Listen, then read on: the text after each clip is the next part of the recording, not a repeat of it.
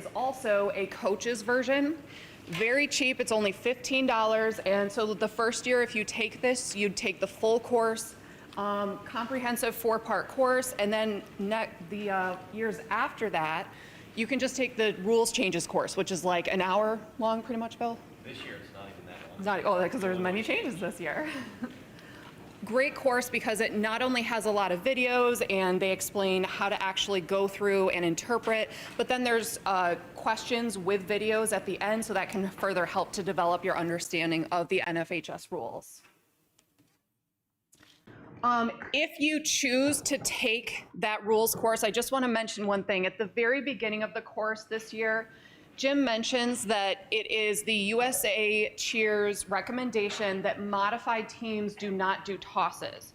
So just want to make sure you are aware that currently in New York State, we do not have any skill limitations for modified teams. They just straight follow the NFHS rules. But you, Section 8. Just going to mention that. So, but that is specific to each section. So I know Section 1 does have that. So you have a limitation on tosses. And then Jen, you guys also have a limitation on tosses. I don't know, anyone know about 11? So check with your local section to see if you have any modified restrictions as well. And the state is looking into this. They have a whole modified committee, so we may hear some changes in the future. I did give that recommendation to NYSPHSAA, so they're reviewing that as well. Also want to mention the daith piercing. So this is a piece of jewelry that they use for chronic migraines. So just so you are aware, if you do have a participant that has a daith piercing, this is not simply where you just get a doctor's note. There is a process in place through NYSPHSAA that starts with your athletic director. So you have to go through and get the proper paperwork and go through that process. Once you do, just bring that final paper to each competition and make sure that the safety judges there are aware that your athlete has a daith piercing, so you don't get a deduction there or a violation. Any questions there? One thing that a lot of people are not aware that in the rules book, there is also a coach's code of ethics. So I encourage you to take the time to review that. I'm not going to go through all of them today. A lot of the standard ones are in there, like don't drink around your kids, encourage them not to smoke, that kind of stuff. But there's a couple that you should be aware of. So I'm just going to throw these up here and you can read through them real quick. So a couple things. You should never place the value of winning above the value of instilling the highest ideals of character. You shall not seek advantage by circumvention or spirit or letter of the rules. And public criticism of officials and players is unethical. So take some time and just kind of reflect on how you build your program, how you carry yourself and present yourself to your athletes. What are the types of things that you say or maybe don't say? Sometimes body language can also convey a certain feeling. So review those things and make sure that you're following this code of ethics as well. Legality ruling. So if you've coached before, none of this part has changed. Just want to remind everyone that if you have a question about legality, you can still go straight to your local rules interpreter and send them a video. They will be able to give you feedback on whether it's legal or illegal. If it is illegal, they can actually tell you how to fix it. They cannot give you any sort of feedback on what the level of progression is for that skill. They can only talk to you about legality when it comes to those videos. It is your responsibility that if you get any sort of warnings or legality write-ups, if you're not sure what happened, please reach out to your local rules interpreter and get that clarified as quickly as possible. And then the last thing that we do have a change on is at the state championship this year, you're going to find that if something is overturned through video review, the judges, if their scoring was affected by that, and we'll actually talk about how that's actually going to be minimized this year anyway at states, then they will be told to review those scores and adjust them as if the legality did not occur. So that's a big change over the last couple of years. They will be able to fix those, but what you're going to find when we go through the next couple slides is that actually will minimally happen anyway. So, big change this year with violations. So in the past, first of all, the violations refer to breaking the NFHS rules within a performance. Now, in the past, the way we did it is you looked at the rule book, and if it was Rule 2 and then Rule 3, Section 1, it was 0.5, and then everything else was a 5-point violation. What we're doing this year is we're going to look at it in two categories instead. One is a choreograph violation, which is 5 points, and the other is a performance error, which is 0.5 points. I'm going to go into detail in those in a minute, but before we do, I just want to mention the idea of a warning versus a violation. So in our training, Jim talks about how you really cannot write up a violation unless you're 100% sure that it occurred. So the officials are directed to not only be 100% sure it occurred, but also double check in the book, make sure they are thinking correctly in terms of the violation in the rule. The other situation that you might come across is if they're not 100% sure, is they're directed to give you a warning. So that could be they are thinking it may have happened, but they weren't 100% sure, so to let you know that this may have happened, so just go ahead and check into it. That's really the purpose of a warning.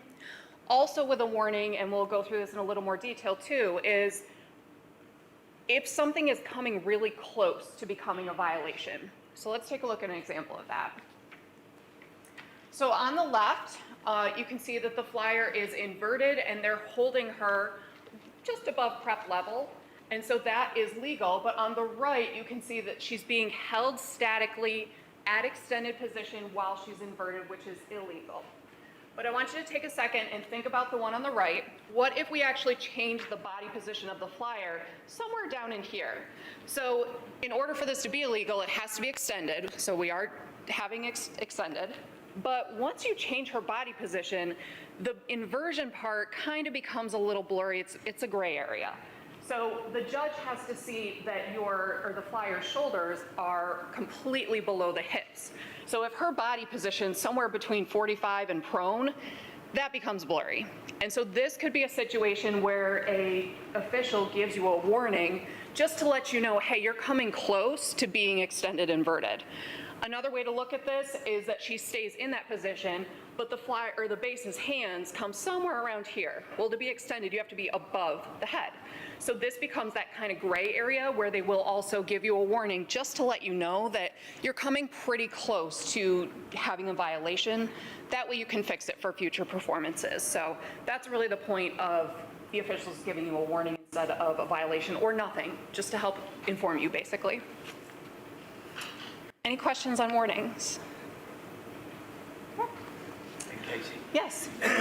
probably the one that you will see the most when it comes to those kind of gray area rules is, does everybody know what the pancake dismount is?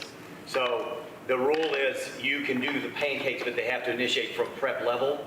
But a lot of times teams will start at prep level. You can pass through extended as you're doing the technique, but a lot of them will get up here and the top will actually go into this position and stall and then pull it.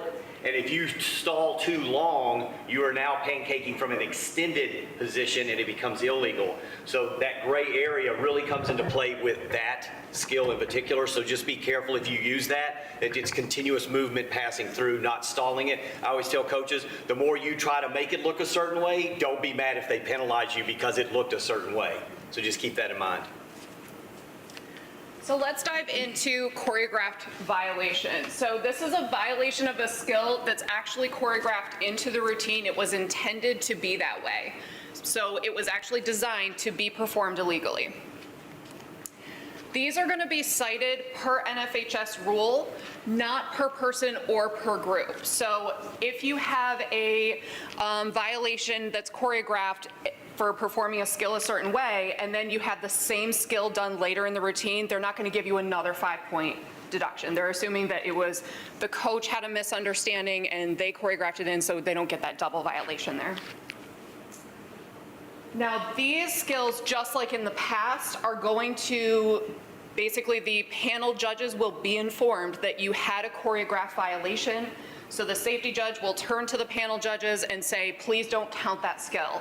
And what that means is they don't count it for difficulty, they don't count it for execution, they don't count it for overall. It's like the skill never occurred within the routine. So at states, if this was overturned, this would be the skill that we'd go back and ask them to reevaluate their scores for that. Performance errors. So these are NFHS rules that are broken by an individual, but it's not uniformly done by the team. So it wasn't meant to be in the routine that way. It just, the way someone performed something caused it to be illegal. So these are going to be cited per group or individual. Per group would be if you had a violation that occurred within a single stunt group or 2 stunt groups out of 5, then each of those groups would get 1 violation. If you had a tumbler that did an illegal skill or did something illegal, you would have a citation per individual. And we'll actually take a look at some specific examples there. So these performance errors do count towards your skills that the panel is judging. So if I'm safety judging something and I see a performance error, I'm never going to say anything to the panel judges about that. They're going to keep on scoring it. And so we're kind of hoping by the time we get to, you know, sectional states and that kind of thing, that a lot of the choreographed errors should be out of your routines and you should be down to performance errors only. So hopefully at states, we won't have too many situations where the judges will even have to redo their scores. Also note with this that you can have deductions happen at the same time as a performance error. So we'll go through and take a look at some examples of that as well. All right, so let's take a look at some situations. So we have 4 extensions with all of the spotters are underneath the foot, which is illegal. Is this choreographed or performance? So all of their groups were doing the same thing. Choreographed. So this one is going to be just a 5-point deduction.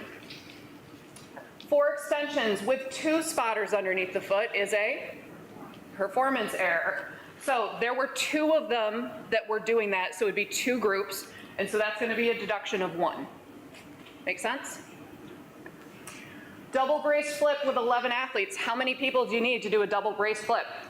12. So clearly this is a choreographed error, 5 points. Double brace flip using 12 athletes, but along the way, one of their people tripped and fell, and they started to do the flip before the person was in place. So was that meant to happen? Nope, so that one is a performance error. Now, want to note with this one, let's say you, for some reason, had 2 girls that tripped along the way, and you had 2 people missing from it. It still was only 1 performance error because it was a skill that got the violation. Does that make sense? Okay. A flyer cradles early to save a fall and in the process drops a sign. Others hand in their signs down to the participant. This is a performance error. Now notice with this, the flyer ended up also falling. So in this, you're going to get the 0.5 for the performance error, but then you're also going to receive a minor fall deduction as well. So when it comes to performance errors, those things can happen at the same time. Last one, 3 athletes are wearing hair ties on their wrists during the performance. That is a performance error. So what would my deduction be on that? 1.5, 1 for each of those 3 athletes. Now, if somebody comes out on the floor and everybody's wearing a hair tie on their wrist, then we're going to assume that that's a choreographed error that was intended. Any questions on differentiating these 2? Great. All right, we also had some revisions to the New York State deductions. So in the past, what we were finding with the definitions for deductions is they were really geared more towards traditional cheer stunts. And so now that we're seeing all sorts of different kinds of stunts, we're seeing different scenarios happen as well. So what we've done is we've kind of expanded the definitions just to cover different types of scenarios. So deductions are specific to New York State and are defined within the New York State scoring system. Deductions can occur at the same time as performance errors, which we've already discussed. And multiple deductions can be assessed within a single stunt sequence. We'll go through some examples of that. So the panel judges, when it comes to these, still account for everything as well. So even if you're getting a deduction, it still means that they could account for the fact that you fell in your routine in their execution. All right, so with this one, just want to mention, so we talked about on the right there, you can see that she has a bobble and then kind of regains it again, but then has a completely separate fall. So those are 2 separate events. They're going to get both the bobble and the fall. Now that might be different though from someone who is just standing up, struggling, and you're thinking, okay, they're having a bobble, but then they fall and it's all one fluid piece. That would just be a fall. So let's take a look at time deduction. So this has not changed from previous years. We are still at a 30-second minimum and a 2:30 max routine time. I have directed the judges to still, they're going to, account if you have technical errors with your music. They're just not going to write that TE on the score sheet anymore, because a lot of times we don't have the score sheet. We're doing electronic a lot of the times now anyway. But they're still going to count for, if you had like a 45-second dead time while you were trying to figure out the music, that's fine. They'll account for that. Out of bounds. Oh, I do want to mention with the time, so we've always given a 3-second grace period in the past for the overall time. This year they are also allowing a 1-second grace period for the cheer, just so that we're accounting for human error with both of those. Out of bounds. So this has really not changed at all. That just became more clear and reflects what, if you guys have been here before, I've been saying for years, that it has to be an entire body part that steps out. So if you have a heel go off the edge of the mat, that's not going to count as an out of bounds. It has to be an entire body part. Okay, so these are the ones that have changed. So in the past, we actually looked at tumbling versus stunting deductions. What we're looking at now is instead of tumbling deductions, we're going to look at them as athlete deductions. So if you look through all three of these, you'll notice that they have something in common with all of them, and that is weight-bearing contact with the performance surface. So all of these have to have that weight-bearing contact in order to count as an athlete deduction. What differentiates them is what part of the body is actually touching the ground. So with major athlete falls, we're talking about the torso. We talk about the torso, that it does include the butt area.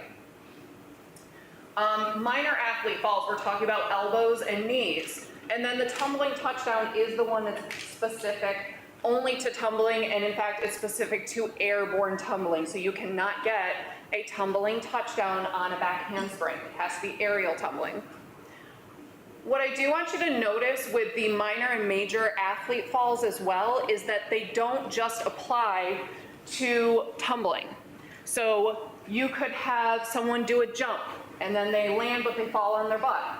That's going to count as the torso, so that would be a major athlete fall. If you have someone trip during the routine, that can count towards that as well, depending on what body part hits the ground. Also, in the examples here, you'll see if you have, let's say you were doing a back walkover out of a stunt, and they do the back walkover, but then they land on their knees, that's going to count as a minor athlete fall. So this can apply in several areas. Questions about that? Okay. So let's take a look at pyramid collapse. So in the past, this was a really gray definition. A lot of people were confused by it. Yes, Steph. Thing for the minor, obviously falling from a stunt, even though they're not coming in weight-bearing contact with the mat. So that's covered under a different set. Okay, got Yes, good question. So pyramid collapse in the past, this was a definition that confused a lot of people, so we've simplified it. Moving forward, a pyramid collapse, what the officials are going to do is they're just going to look at falls and drops, bobbles, all of those things throughout a pyramid sequence. And then once those go beyond 4 points, you're maxed out for that pyramid. So you can keep getting deductions up until 4 points and then they stop. Now, if you do a totally separate pyramid sequence later in the routine, that can also build up those points as well, up to 4, and then it maxes out. Questions on pyramid collapse? Okay. So let's take a look at the stunt falls. We have the major fall, the minor fall, and bobbles.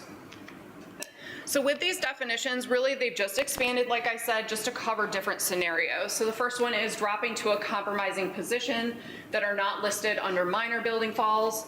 Multiple bases or spotters landing on the ground. Top person lands on a base and or spotter who drops the performance surface. Something I want to mention here.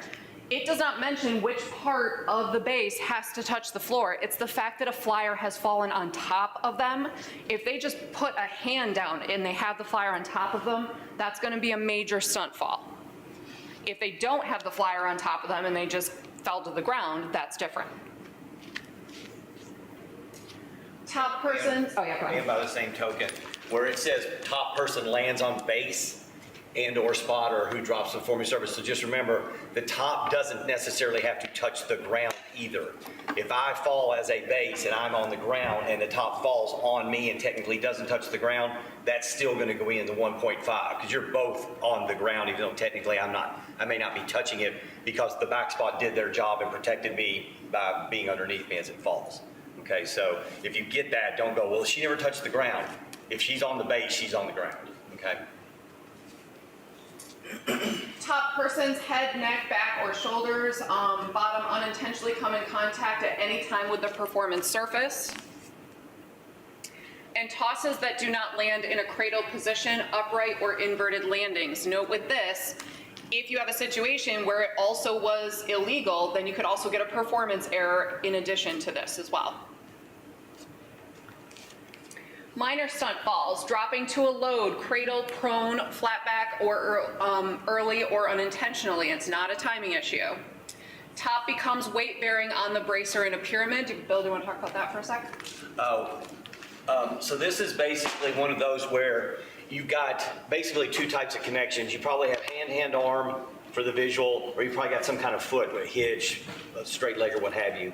If the spacing gets off, where instead of hand, arm like this, or like this, I'm the top person, I get into a position where I'm up here like this, into this position, that's where this type of minor fall will come into play. If I've gotten where I'm almost up on top of my bracer. Same with like a hitch. If you get to the point where you're falling onto the bracer and you've got your leg here and I'm almost standing on it, then you're going to get this type of stunt falling as well, as long as the stunt doesn't come all the way down. The other thing to keep in mind, and it probably won't ever happen, but it could, especially with the hand to foot type of a connection, is if it falls too far onto the bracer and the bracer's really now into this position, it can almost become a performance error as a 2.5 high pyramid, depending how long she's there, where it almost looks like she's now supporting the majority of weight and I'm a bracer who's off the ground. So that would be illegal. Probably you won't ever get into that position that much, but it could happen as well. So notice what he's talking about there is the bracer taking on the majority of the flyer's weight.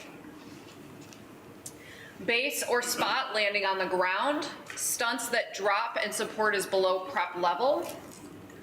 Skills or transitions that are attempted but not executed correctly and the flyer returns to the starting position or jumps out of the skill to the ground. Something that comes to mind with this, if you've ever seen someone try to do a suspended roll and they're in the position and they're starting in a load and they bounce the flyer and they just don't do anything. So they just kind of bounce. Or I've seen them also jump out of the base's hands, but they don't actually do the forward roll. So in those situations, that's where you're looking at a minor stunt fall. So those are the kind of things where they expanded those definitions to include these scenarios now. And then incomplete twist downs or twisting tosses, landing side or prone, which can also include a performance error as well if you get that illegality. Bobbles. So these are relatively the same, just again expanding those definitions and scenarios. So stunts, tosses, or pyramids that almost fall or drop, nothing new there. The excessive movement of the bases, nothing new there. But unintended dropping of extended stunts to prep level, this is something that people always ask, well, should that be a deduction? So now they've got it right in that definition, that will be a bobble. Stunts that drop, but at least one supported foot remains at prep level, this excludes major and minor falls, so you really have to know those other two definitions to see what it's going to fall under. And stunts that come down or struggle to be executed as intended, but don't really meet those major or minor building deductions. So this would not include dropping of a body position or skills that are not attempted or completely missed altogether. So if you have someone that is doing a scorpion and they just lose that foot and lose that body position, that doesn't count as a bobble. It would count on your execution score. Yes. Any questions about the deductions in general? Or anything with safety? All right, Bill? Go up here. Good morning, everybody. How's everyone doing? Good. I got to tell you, I'm doing pretty good this morning. I know a few of y'all know I am a University of Kentucky grad and a follower of all things Kentucky, so we kind of had a big night last night, so it was very exciting from the collegiate football standpoint. I know it may not be a big deal up here, but boy, right now in Kentucky, I think the state is still partying. But we are going to get started here. Me and Medea are going to take you all through the actual score sheet. I'm going to cover all of the cheer part of it, of the score sheet. As we go through this, if you have any questions, please make sure you raise your hand, ask. How many of y'all are new coaches, brand new coaches? Oh, quite a few. All right, awesome. Great to have y'all here. Now, what answer is this? I'm kind of a new coach. Yeah. But again, yeah, please just raise your hand, ask any questions that you have. The good thing about your all score sheet is that in general, it has... That was my fault. I hit the wrong button. In general, the score sheet has not changed very much. There's only one big change in the cheer part. We're going to get to it in a second. And so the goal, again, from your all's cheer score a few years back when they changed the score sheet and the way they reorganized it was to make it clear to you all how many points were actually available for the cheer portion of your routine and where those points were. A few years back, those points were kind of scattered amongst different categories. It was very hard to determine from a coach's standpoint what you should be doing to get the most points, and also it was hard for the officials to figure out where they were supposed to score it. So that was probably one of the biggest things, was to reorganize it so that it was more clear on how many points you had and where you got those points from. Before we get to the actual score sheet, though, just to give you an overview of how the panels work, you're going to have two panels. You'll have one panel that does cheer, dance, tumbling, and jumps. This year, jumps is execution only. We'll get to that when we get to the music portion. But panel one will be judging those things: cheer, dance, tumbling, and jumps. And just remember that when whatever you put into your cheer is only officiated or scored on the cheer score sheet. So the stunts that you do, from an let's say you do stunts and they bobble in your cheer, from an execution standpoint, it's only going to affect the execution score listed under the cheer, not the music score people. They will not be scoring those stunts. Okay, so just keep that in mind. Your panel two will be doing all your partner stunts and pyramids, both difficulty and the execution of them. All right, the one slight change from the previous years, in the past, all four officials would then do a score of, out of 5 for the total or for the overall effect, and then those would be added or averaged. This year, the two groups will each come up with one, and then that's added. So there's only 2, okay? And basically, that's what they were doing anyway. So it's just, that's how the system will work. It's still going to be the same amount of points, the same percentage of your overall score sheet, okay? We've already talked about all of that. Again, just to make sure, minimum of 30 seconds on your cheer is needed. Total of 25 points is going to be awarded to the cheer portion, okay? So now let's get into the actual score sheet breakdown. So the first part of this, 5 points for presentation of material. And the key things up here is energy and facials, the way they look, how the cheer is presented, and also the team voices, that they are loud and can be understood. Now, in general, around the country, and in this state as well, there's basically a couple styles of cheering. There's what I would call a competition cheer, and there is what people call a callback cheer, okay? Either of these styles will work on this score sheet. You just have to make sure you're doing what is specifically being asked. As an example, if you are doing a competition type cheer, so that's what your squad likes, that's what your style, that's what you're comfortable with. Probably a little bit faster pace, a few more words, few more motions, okay? Perfectly fine. This score sheet will work for you. But if you start going too fast and then you can't be understood, what are you now not doing that this score sheet is emphasizing? You're not being able to be clear, loud and clear. The officials can't understand what you're saying because you've sped up too much, and so now what are you doing? You're hurting yourself in this 5-point category, and possibly other ones as we go through. So really, it's not the style that you use as much as it is the pace of that style. As another example, I'm using a callback cheer. So callback cheers usually have a few less words. Their pace is a little bit slower because it usually allows for some type of time for a response to happen, theoretically, okay? But I am doing my callback cheer, and my team gets really slow, and I've now slowed it down too much, and so where am I hurting myself? Energy up at the top. because it gets slow, it gets boring, so now it's not fun to watch either, okay? So the pace that I'm doing this callback cheer at has now started to hurt me because I've slowed it down too much. Does everybody understand those examples? Okay, so both of these styles will work, but you have to make sure you read what it's asking for specifically, and is your style still doing that? As another example, the bullet point there, second to last. Materials should correspond to the school's name, color, letters, etc. You don't have to say, you say blue on the count of 3, but you do at some point have to tell me who you are, whether it's mascot, school letters, or something. So in a competition cheer, you wouldn't ask for me to respond to that, but you could still tell me who you are, right? And obviously in the callback style, you would actually say it, and you probably are going to wait for a response. So again, both styles will work, but if you don't ever say one of those pieces, and usually in a competition cheer is where it would not happen, because the callback cheer, you're usually asking them to call back something that's associated with the school. In a competition cheer, sometimes those are not included.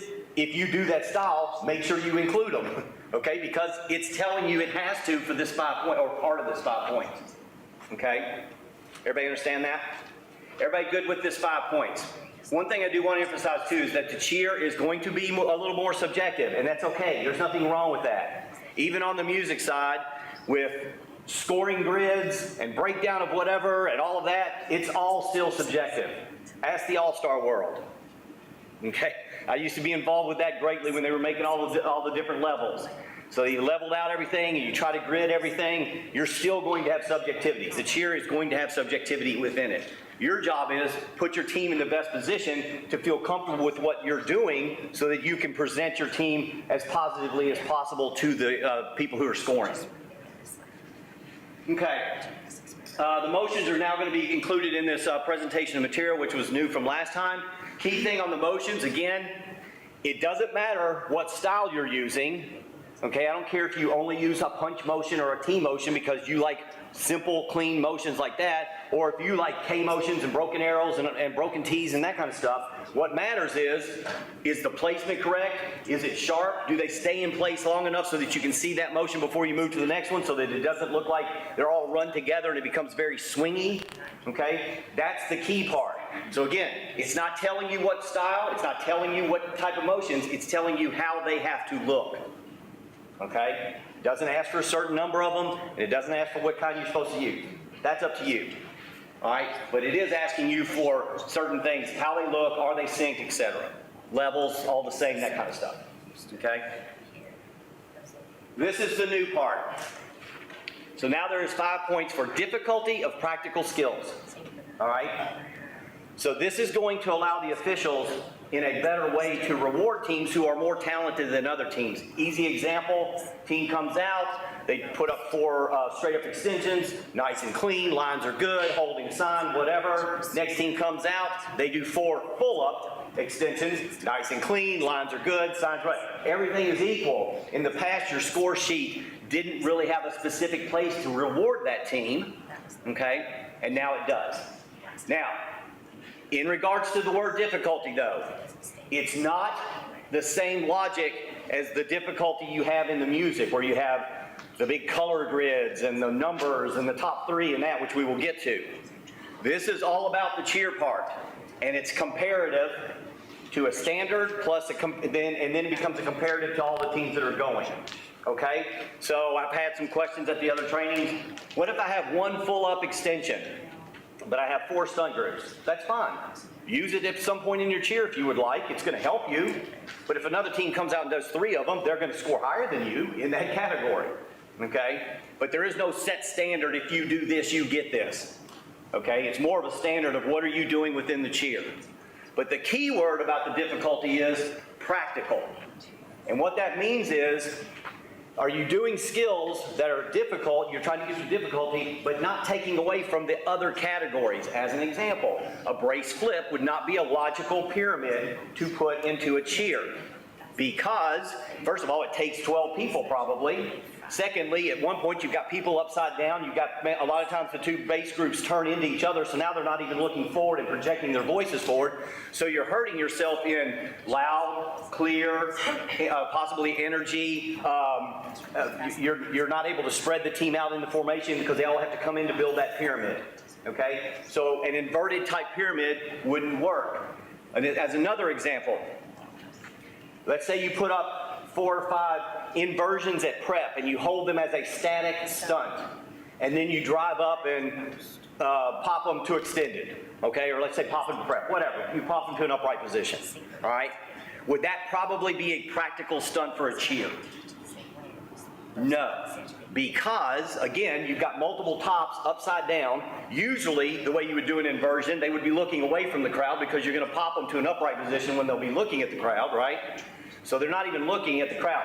But by the same token, if I did back handspring ups, would those be practical in the cheer? Yes, because it's mainly because of the speed of the inversion. So in this, you're static, you're holding, you're blah, blah, blah, and then you go up. But a back handspring up, which is also in a release inversion to an upright position, you're fast through it. So you don't take up as much time. You're able to put those stunts in between the beats of words, etc. Does everybody see the difference? So a similar skill, one is more practical than the other because of the speed in which it's performed usually is what's going to happen. Okay? So as you're going through this, you want to be thinking, okay, we're trying to put some difficulty in here, but I need to make sure it still works with all the other parts of the categories within the cheer portion. Everybody understand that? Within the tumbling part, the main thing about tumbling, I would say, is series tumbling doesn't work in cheerleading, or in the cheer, I'm sorry, not in cheerleading. It works in cheerleading. It doesn't work in the cheer part, all right? And again, it has to do with speed. It takes longer to do it. Okay, whoever's doing a round up back handspring back tuck or round up back handspring full or whatever usually isn't saying any of the words. Whereas if I do back handsprings, that's faster. It can fit in between the beats of words. I can use it to stand up straight into a motion, whatever. Okay, so in regards to tumbling and difficulty of tumbling, probably using standing skills is going to make way more sense than running tumbling skills. Does everybody understand that? Okay.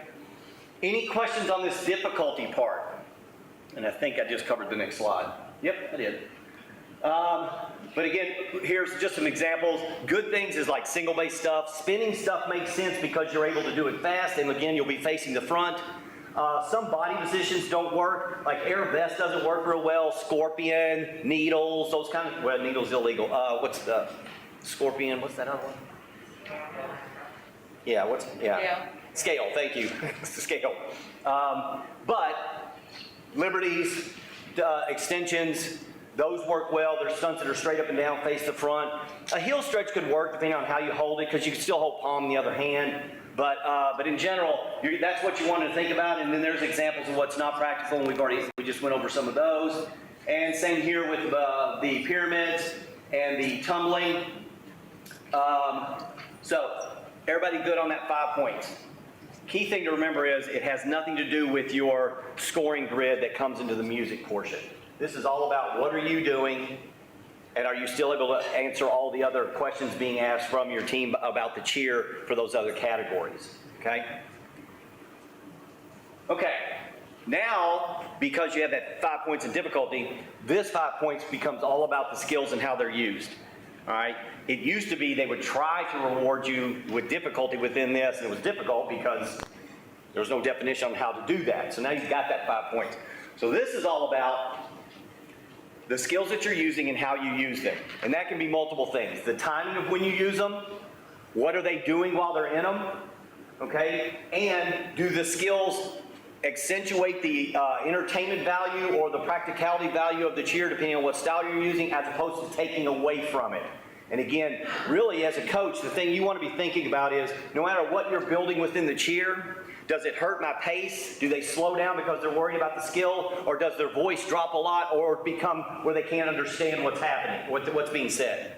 If those things are happening, you've got the wrong skills or the wrong execution of those skills happening at that time, okay? So as a coach, that's the main thing I would look for, all right? Everybody good on this 5 points? the last thing I want to really remind you all about the cheer, that last bullet point. In the music portion, a lot of times, let's say you have a team of 19, all right? So you put up 4 skills, 4 double bass skills. That leaves you with 3 people. So a lot of times what a team will do is, since during that sequence when it goes up, the other 3 can't really build anything. Let's say they don't even have standing tumbling, all right? So what they'll do is they'll just tuck them in behind 3 of the stunt skills for that 8 count or so, right? Or maybe one of the stunts is you're worried about it because it's bobbling all the time, so maybe you put one of the people on the front as an extra spotter, and the other 2 hide behind the stunts during that sequence, okay? In the cheer, you should never hide anyone. They're all valuable to something in the cheer. So let's take that same team, we put up the 4 stunts, I've got those 3 people, well, where can I put them? Well, if you got 4 stunts up, you've got 3 windows. So put them up front in the windows with palms in their hands or a sign, or just have them up there doing motions and saying words, making your cheer louder and project better. Okay? So don't hide anyone. That's one of the things we emphasize to the officials within this skills part is how they're using all the members of their team. Okay? Everybody good with this? Awesome. Okay, the last part is execution. And I want to also let you all know, it's linked on your site, right? It's on the NYSPHSAA website. On the NYSPHSAA website, I put together it's about a 45-minute, 50-minute video on how you, as an official, how do I generate an execution score, and as a coach, what am I looking for to put my team in the best position to score as high as possible in execution? It's got a ton of video. It goes over a lot of stunts. It goes over pyramids. It also has video on jumps and tumbling as well, and what to look for as a coach. I personally think it's pretty good. I mean, I did put it together, but not, so I think it looks okay. But for your all standpoint, there's a ton of video on there that you can watch, and it really talks to you about all of the things you need to think about as a coach from an execution standpoint. And in the cheer part, that's where this comes into play. And as you can see, it's 10 points. All right, so most of these score sheets, most of the parts of your score sheet, execution is going to be at least equal to or more than all of your difficulty scores. So that's why execution is so important. If you have great execution, that means you have a safe program, and that's the #1 thing we're looking for. Execution equals safety, okay? So on here, execution of skills. Watch that video if you get a chance, but main things we're looking for is, it's all about lines for stunting and pyramids. It's all about lines. Are my bases standing up nice and tall, straight through here, hollowed out, always driving up through their shoulders? Are they in these type of positions, in an arch position, their power's out from underneath them? Okay? Are their arms not locked out? Are they too wide?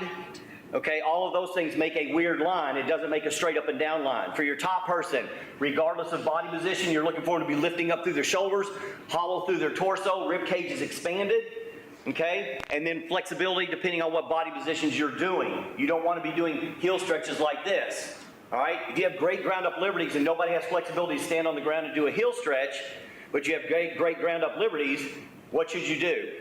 Ground up liberties, okay? Don't take an ugly heel stretch and then put it 6 feet up higher so I can see it even better. That doesn't make sense from an execution standpoint, and it is not going to help you on difficulty. Thank you for the laughter over here, appreciate it. So body position. In regards to the tumbling technique, again for back handsprings, quick off the ground, don't get stuck on their hands, bent legs, looking for that. You want a good, nice, long back handspring. For tucks, obviously, we'd rather them land on their feet than other parts of their body, okay? So you want to make sure there's good lift. They're not having to cowboy over, those type of things. Really with the tumbling, especially in the cheer part, good tumbling that's executed well should probably be able to land in a position about here and snap up at a specific word or motion. That's good execution usually, okay? And then synchronization and spacing is also part of execution. A good example of this is if you're going to do, say, and again, all of this is the exact same thing Medea's going to say in the music portion, okay? Execution is execution regardless of where it's being scored, cheer or music. But in the pyramids, let's say you're just going to go up with some kind of body position and overlap with a bracer inside, and you end up like this. All right, this is how all right, that's not good execution. It's obvious your spacing is off. Or the opposite, you're in like this. Okay, again, bad execution, your spacing's off. All right, so that's going to be taken into consideration in this 10 points. Okay, Oh, everyone's favorite slide, the blank one, which means it's kind of over. Now, I just want to say, and yeah, go ahead. I'm going to have some questions because I'm the rep here from section and everyone's texting me questions. Okay, let me finish up one thing and then we'll cover all of them. I just want to go over one thing in regards to styles, okay? Because I've gotten this question a few times. Do you have to use cheer props? The answer is no, because it doesn't say you have to. But the big question is, should you? And if so, how do I use them? Well, both styles can use props, okay? If a competition cheer is going, and there's no point where you're ever asking to have a response, right? Because that's not how those are designed. You can still use signs in a creative way to make it entertaining and also cover that bullet point that where you're supposed to be telling the officials where you're from, who you are, what your colors are or something, right? So in your competition cheer at some point, you're going to be saying those words anyway. So at that point, you could creatively hold the signs up at that point. Or, especially if you use colors, you could use your palms, because regardless of if you're asking for a callback, palms make everything visually more entertaining, right? It's prettier, it's flashier, it's eye-catching, okay? So with your motions, you should put palms in your hands, all right? You don't have to do any of this. Can you still score well? Yes, but I'm never going to tell you you're going to outscore somebody who does use them, because they've taken another step further to improve either the entertainment value or the practicality value of the cheer that they're doing. Does that make sense to everyone? Any questions about that comment? Medea, do you have anything else about that? No, just Okay. even if you, well, I mean, I'll say even if you're doing a performance style cheer, and as he was saying, if you're utilizing props and you're utilizing them for the right reason, they can help enhance that visual appeal. So it doesn't have to be that crowd leading cheer that you might see some teams do, but you can still incorporate, as he was saying, the palms, just like you could incorporate them in a dance if you wanted to enhance visual appeal. Right. Yep. And the other thing is too, by the same token, some people will say, okay, I'm going to have to use props. So everybody, let's go get megs, palms, signs, and flags. No. I've seen teams who bring all of that equipment out. They do their cheer, and it's not good because it's way too much, or it's not organized, or they still put the signs up at the wrong time. They, said you say blue, and they held up a white palm. All these different things. They didn't use them correctly. So it's not like you have to throw all this stuff in there either. Palms only will work. Palms and signs will work. Some with megaphones will work. It helps project your voice. Okay? There's any version of them will work, but you don't have to use all of them if you are wanting to use them. Okay? Any questions on that? Let's go to the director. Is your hair blonder? What? Is your hair blonder? I'm getting older still. It looks nice. No, the sink looks nice. You had mentioned that needle is illegal. At extended level. All right, so maybe we're thinking about a needle differently. The needle is, I cannot do it, but Hands down, leg it's where up, the over leg your goes head. up and I go down and grab my ankle. Okay, that's not what she's saying. Okay, that's what I've always called a needle. Not an extended An scorpion. extended one would be illegal. Okay. A prep level one would be legal regardless of where it's being held, because the foot-hand connection is a support. Okay. The other Scorpion question is also a needle. Because I think it's the first time, Yeah, kind of. But it's not inverted. Yeah. I think it's the first time I've actually heard you say that a back handspring up into a stunt is practical for It can be. cheer. It can be if the technique's good. So the question is, why would that be considered practical but not a body position? A body position. Like in an extended stunt, why is a body position not considered as practical stunt? In cheer, Well, I even mentioned the heel stretch can be. It depends on how it's used. yeah. So, But you don't suggest using scales, arabesques. well, yeah, in particular, the scorpion and arabesque, because they're also side-facing as Okay. opposed to front-facing. Okay. Now, you can turn this way, but that's still awkward. okay? But I can back handspring up and very quickly and then hit motions or clap. Okay. Whereas in the arabesque, I'm not going to be in this position and then clap or, whatever. So it's mainly those side ones are the really awkward ones. The heel stretches sometimes can be not considered because, again, I can't even clap or do a motion. I'm basically stuck in this position. Okay. Okay, so that one would depend on how you use it or how fast you're in and out of it. Right. But the other ones are side facing, is usually why I mentioned that. Okay, very good, thank you. Oh, is that it?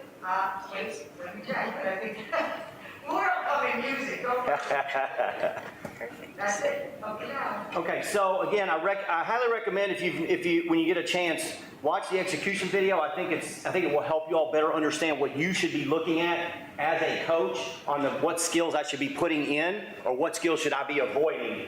If you put up 5, we'll say heel stretches for lack of a better term or lack of a better skill, and you're looking at them and they're going against everything you're seeing on execution, the bases are wide, their arms are locked out, the tops look like they're scared to death, then you probably in your mind should go, we're going to get killed on execution and we're not going to be able to make it up in difficulty. We need to change the skill.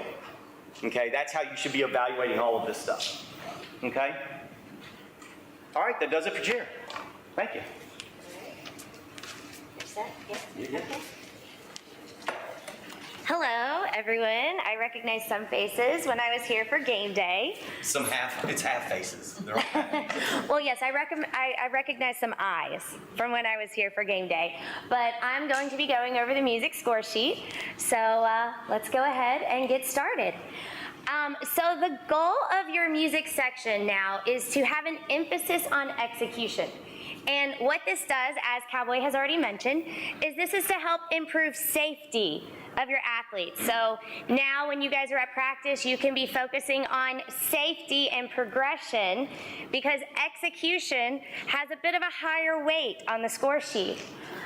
And also, as I just mentioned with execution having a bit of a higher weight, new this year you're going to see a different assignment to points based on the total appropriate skills and what's actually in your routine.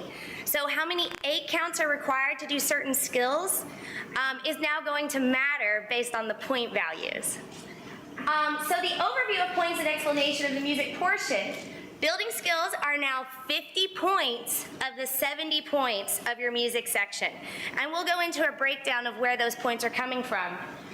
New this year, the point total for jumps has changed, where the emphasis on the score is going to be execution over the difficulty. There are some exceptions to that, and I'll explain the difficulty of those as well once we get further into the slide. Tumbling is 10 points. So 5 points is going to be execution, and 5 points is going to be a combination of all tumbling skills, which will create your difficulty score. Then, also new for 2021, the total points for dance is now 5 points rather than 10 points. And each pair of officials, your cheer and music, will each have 5 points for the overall score. Yeah. Y'all, the thing that's important about this and the way the point totals have shifted around, if for nothing else, think of it this way. What is unique to cheerleading? Is tumbling unique to cheerleading? No, there's gymnastics competitions everywhere. Is dance unique? No, there are dance competitions everywhere. Is it part of it? Yes. What's unique to cheerleading is stunts, pyramids, and basket tosses. Now, there is a sport called acro that is in niche areas, but and their techniques are different. But that's why the score sheet has shifted just a little bit. It's to emphasize what is unique to cheerleading, okay? Great point. All right, so an explanation of these points changes. As I said, the value of jumps has changed. So jumps were assigned a percent of a total score that did not make sense. It was much higher than how many 8 counts you actually are utilizing in your routine to execute jumps. So by lowering that score, the percent now makes more sense for the total 8 counts used within the routine. It also is going to address that issue of the emphasis on difficulty over the actual execution of those jumps that you're performing.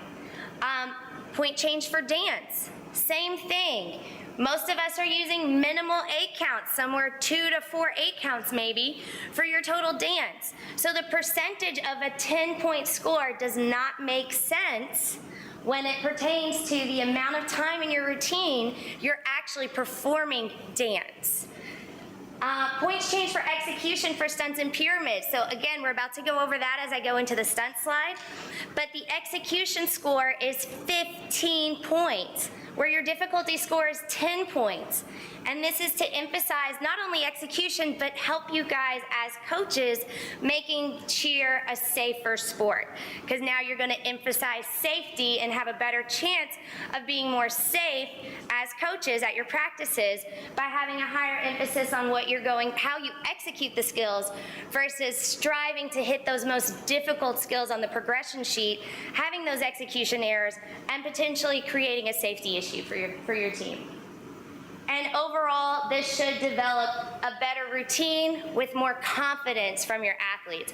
As a judge, one thing that really stands out to me if two teams are compared apples to apples with the skills that they're performing is how those athletes are performing. Execution across the board could be the same, but as a judge, we feed off the entertainment value, the confidence that your athletes show on the floor. So if they're not displaying that confidence to me, the other team, apples to apples, is definitely going to have a performance advantage. So it's really important that your athletes are doing skills that they're confident with when they're performing on the floor. So now let's get into partner stunts. As I just said, new for this year, it's 25 points total with 15 points in execution. So Cowboy highlighted on execution earlier, but we'll go ahead and let you guys take a look at it here again. It is actually how the skill is performed. Execution is the appearance of the skill. And the judges are not just looking at what the top person in the air is doing. The judges are looking at every athlete involved when it comes to execution. How stunts, how the bases are standing. Are they standing with their backsides out and their back arched? Or are they standing with their trunk tight, their belly button pulled into their spine so that they can shrug up through those arms and those extended skills? Good stance by the bases. You know, unfortunately, when somebody bases with me, I'm 4'11", and most of the time they're quite a bit taller than me. So if I'm standing with my feet like this, then that means my partner is gonna have to be like this. That's not good stance from a base. So obviously, working on a way to make the height difference better versus opening your feet wide where you have no strength, where most of us females are stronger. You know, creating that lunge or whatever it takes that they're still keeping their weight supported over their feet and can utilize their legs instead of using their back to stun. Tops, obviously pulling up through their shoulders and keeping their hips in control. One thing that is so common, especially you guys already know when you're teaching stunts to these athletes, when those tops go to dismount, they're thinking down. They need to be thinking up and continuing to pull up and lifting their weight out of their base's hands to improve the look of those dismounts. Top with feet in close to shoulder width is where their feet placement is. So if you're in an extension and the top has their feet out here, obviously that means the bases are actually going to have to stand too far apart or they're going to be arching their back. So one thing is related to the next. As a judge, we know to look at that. If the top is too far apart with their feet in the air, then we know that the bases are either too far apart or they're arching their back, and there's technique issues there as well. Also, where their hip line is when they're doing single leg stunts. Are they sticking that hip out? Are they keeping their hip in line and their hips pushed forward? All of these little things are things that judges are going to be looking for. Keeping weight out of feet and in arms. So when they're in that load position, are they holding their own weight up? Or are they making the bases do all the work for them? Resisting in dismounts, which I just discussed. Bases slowing down those tops in transitions or bump downs. So you don't want to see that heavy drop to those dismounts. You want to see that those bases have full control. They're shrugging up, they're lowering the skill, and also synchronized as they're doing that. Because if there's any issues with synchronization or with the speed that they're coming down because they're dropping the weight of those athletes so fast, you're going to see synchronization issues in that. Cradles, caught nice and high. We all know that the bases are always complaining when they're catching their top person here waiting for them like this, just imagine that's more weight coming down from the top person, catching that cradle low versus reaching up nice and high and slowing that cradle down to the bottom position. And you want to see skills.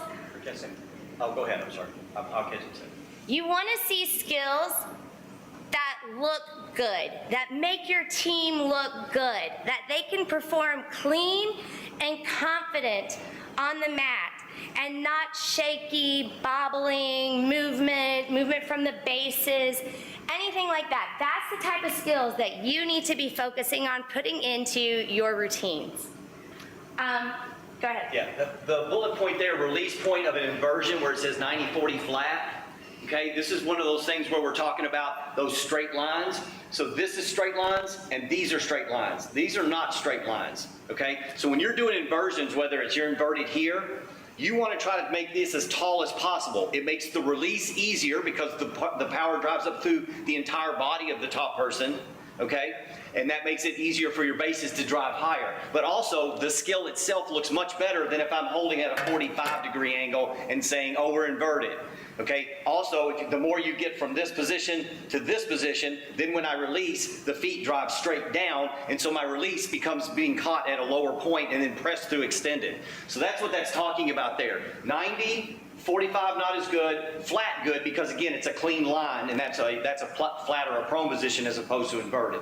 Okay, same with back handspring ups. The judges, from an execution standpoint, even though it's fast, we're going to be looking at the point where they make contact and where the feet are and where they're held as the shoulders catch up and the feet pass through. Okay, or did the back spot let the top person get into here, which is a bad position for back handspring ups, because now you're stuck where the feet are going to pass through at a much lower point. So that's what all that's about, and it's really important in inversions that you think about those angles.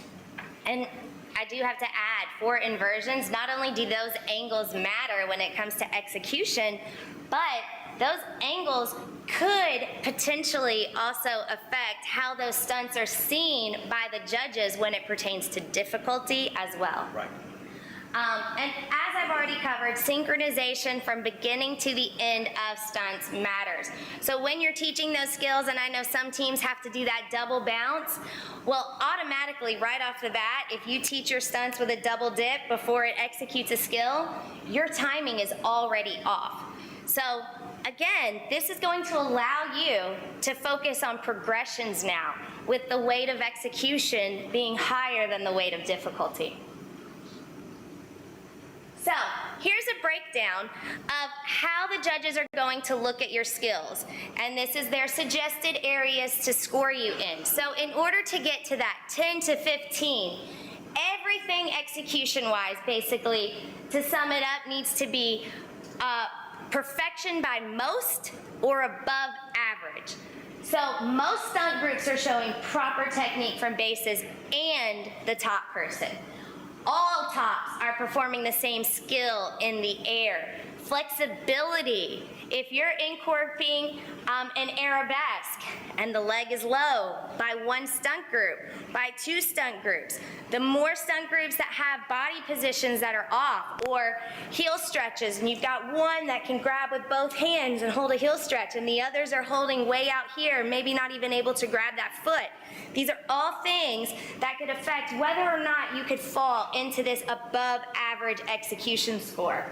So limited to no movement from bases and stunts. I like to reference it as tap dancing. Are your bases tap dancing underneath? Or are they able to glue their feet into the ground and stand strong underneath that top person? Limited pressing of inverted skills. So how much of that skill are they actually able to catch at the intended height versus catching here and then having to drive up and press up underneath that stunt? And again, as I just said with inversions, where the point is 90-45 on the release of the inversion, where it's caught, where you might think that it was caught at an extension because they caught here and then they pressed it up, well, yes, that's an execution issue, but that execution issue could also affect your difficulty score. Limited bobbles or balance checks, and limited to no falls. This is how you're going to get into that 10 to 15 execution range. Yeah, and I want to ask y'all something. So can a team have a stunt fall all the way to the ground and score above average in execution? Absolutely, yeah. If I have a team of 4 stunt groups, we do 5 stunts during the sequence, during the music part, that's 20 stunts that went up. And one of them falls and the other 19 hit this criteria, well, of course you're gonna, now you're probably not gonna be at 15, but you may be at 13. Okay, I mean, the fall is going to reflect in some way, but don't think if there is a fall that team fell, they're going to be in average. They're going to have to be below a 10, or is that, yeah, they're going to be at a 9.5.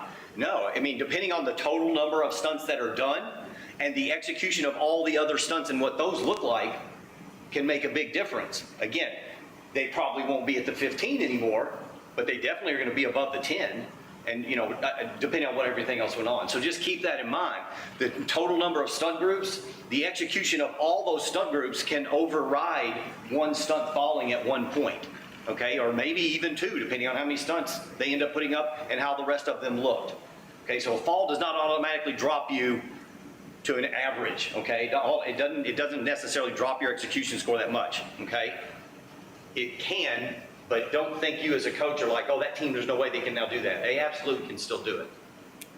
And just to piggyback on that, this is going to, what he just said, it affects execution of all elements of your routine. It's based on the percentage of athletes that are executing everything that is performed, as well as the percentage of skills, how well they're all being performed in total. So one athlete making a mistake or one stunt group making one error will not have that huge significant impact on the score unless other elements of that section also put you below this or affected everything listed here. And that's going to be the same for dance, same for tumbling, same for pyramids. Yeah, the execution score, it's nice that you have these little bit wider ranges.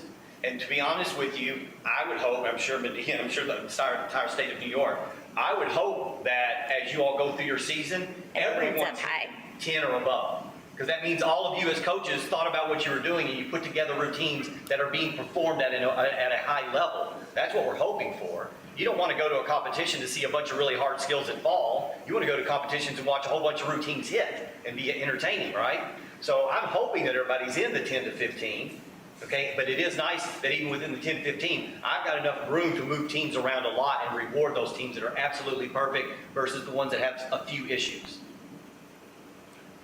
And again, based on everything that Cowboy is just saying, it is very easy for you all to get into the 10 to 15 range. You all know your athletes, and if you put the emphasis on what they can execute well, this should be no issue for anyone to get into that range. Moving on into the average range. So that's your 5 points to 10 points when it comes to your execution scores.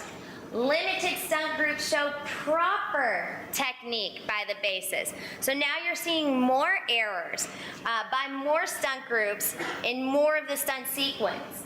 All tops, so this doesn't say limited or some, this says all tops do not perform the same skills in the air. So you have the athletes that have heel stretches, and then a couple of them are unable to do, or let me use a scorpion. That's the best example because you said needle, and needle is also referenced as an extended scorpion, but not as Cowboy was utilizing it. So some of your kids come out and they do that scorpion, and I know you guys have heard the term, it looks like a Dorito in the air. It makes that diamond shape, and it's not fully touching the head. And then you have other athletes in the air who can hit that needle position, which is where they grab the knee by both legs and they completely straighten that back leg. So their chest is up, almost their head touching to the back of their leg. That's a huge, significant difference in the skill that's being performed in the air. Those technically to a judge are looked at as 2 different skills. Limited stunt groups are showing extended flexibility. So again, that position, arabesque leg being too low because they don't have the strength in their backs to hold it up. Excessive movement from bases in stunts. They're all tap dancing. And excessive pressing of inverted skills. As we went over, they're all being caught in this awkward, not in a prep position, not in an extended position, but in the middle position, and they're having to press it up nice and slow, which is also going to affect synchronization by those stunt groups. Numerous bobbles, balance checks, and major falls, numerous bobbles, numerous falls of any kind could put you into this average category.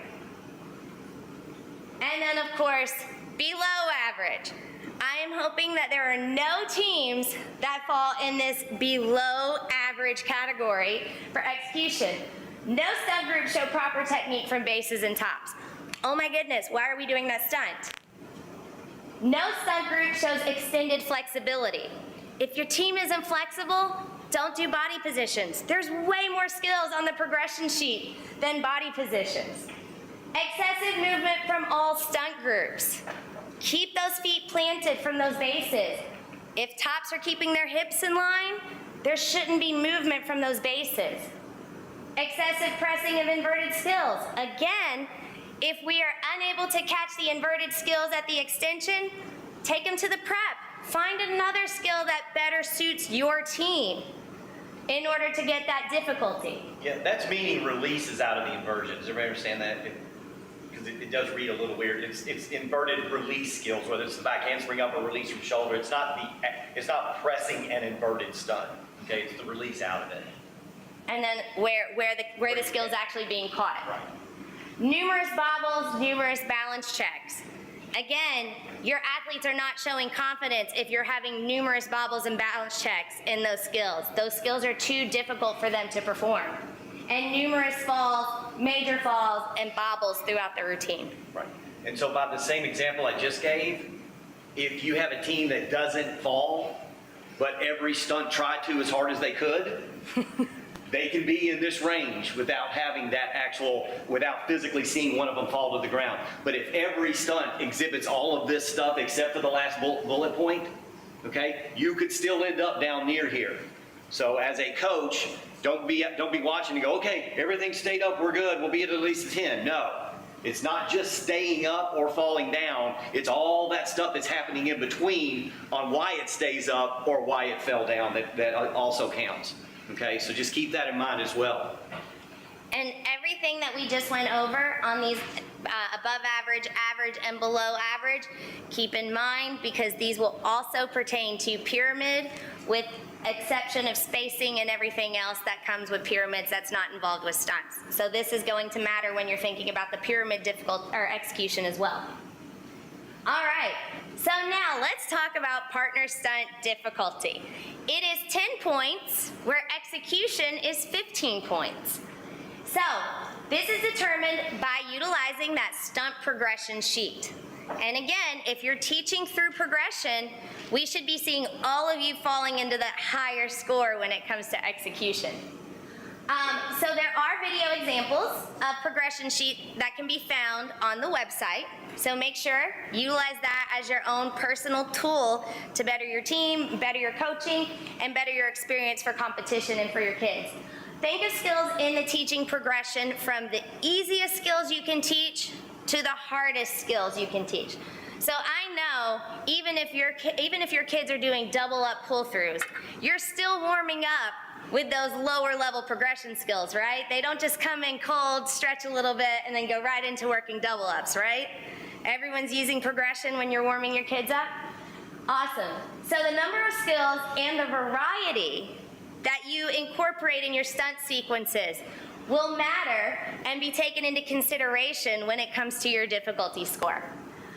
The number of bases used in the skill. So Cowboy's example was you had 4 stunt groups, you had 3 extra athletes. Well, mom is gonna be really upset if they're not involved somehow, so you decide to add them in as front spots. Well, you potentially just affected your difficulty score to please mom. So, number of athletes involved in the stunt does matter. However, on the flip side, what you could do is working those single base skills, where you're using 3 instead of a traditional group of 4, which could potentially slide your score. Type of technique used for spinning. This matters a lot. Think of a true full-up grip involves one foot being released in that full-up and then the secondary base having to come in and catch. Whereas if you do a modified grip, no one releases because your top is starting with their feet crossed. So they're able to hang on to both feet the entire time, which simplifies, or they're doing this start right here where both feet are in. There's so many different ways that you can teach a modified grip, especially if you also are involved in the all-star world. Yeah, and this also comes into play with once you get into 1 1/4, 1 1/2, and 2 and doubles, whether it's out of prep or off the ground, the judges are going to be looking at the hips. That's the first thing I'm looking at. So if I load in and my hips are already here, well, I've already quarter turned myself and I haven't moved yet, so I can't be doing a 1 1/2 at that point. I'm at a 1 1/4. Okay, and I think you have a couple video, there may be 2 video examples, I believe, on your site about that specific one. So where their hips are, and then the other thing is, especially when you get to double ups, do they full up and then all of a sudden the base is just spin in a circle and like that? No, that's a full up and then you spun an extension. Okay, so there has to be a fluidity and a connection to the 1 1/2s and the double ups, that there's continuous movement as it finishes back to the front. Okay, so that's also looked at in that the technique, modifying it versus trying to do a slightly more difficult version. So 3 main things that the judges are looking for is, as Cowboy stated, the rotation of the hips of the top person, the amount of movement by the bases to complete that rotation, and then also if you are doing one of those modified rotating skills, such as the double up where the top does the full up and the bases walk around and do the additional full up, if it's not fluid in that connection of it, then you did a full up and then the bases did a transition where they just walked in a circle. And that is probably the conversation I have most with coaches. No, I did a double up. Well, no, I can stop the video and show you where they stopped rotating and then they walked in a circle. So it's 2 separate skills. So transitions into and out of skills can also potentially slide your score. Also, just a side note, remember when you're using these transitions into and out of skills to use them for a good purpose. And what I mean by that, it's really common to see a prone, forward rollout, reset, back handspring up, okay? But what's another good use for that prone, forward rollout? Another good use for that might be, instead of just to reset to back handspring up, to move into your next formation. So now, pertaining to your overall score, you just used a transition in a transitional skill out of a stunt that placed you into your next formation instead of stop, clean, walk. So keep that in mind as well. And no, synchronization matters when it comes to difficulty. It could boost your score, slide your score to be executing skills in sync versus all ripples all throughout, because it's harder to get skills to execute at the same time than to get skills to execute independently. And note, if skills are not executed, they're not counted. You cannot expect me to assume that because 3 did a double up, that the 2 stunts that never hit were also double up, so technically you did 5. So execution matters when it comes to your difficulty score. And scoring difficulty. You guys, most of you are returning coaches, so you are familiar with this suggested range here, correct? So the judges are looking for stunts that are performed by most, and the 3 most difficult stunts performed by most. So, full team, sorry. Performed by full team. Let's rewind that. They are looking for full team, and I guess where I say most is using that example of you can only put 4 stunt groups up, you got 3 extra people. So you don't want to take full team to think that you need to put those 3 extra people as front spots in order to score a specific score. Does that make sense? So that's where I say most. You have to utilize as many athletes as you can on the floor, which is also what's listed here with your team size, the number of stunt groups you have, and what would be the amount of stunt groups that you could perform, but then also 15 can have how many stunt groups? 3. So when it comes to 3, it's by full team, obviously, because you can have 3 stunt groups, not just 2. And right here on the stunt group size over here, you can actually see where it tells you what full team consideration is. So 12 to 15 is 3 stunt groups, but that leaves 3 extra athletes. Does that make sense?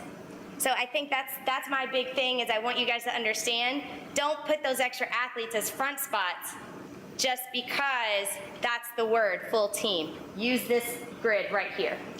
A couple things to note too this year is that there is no longer a separate full team grid for single base skills. So this full team size grid here, that's what you're using for single base skills as well.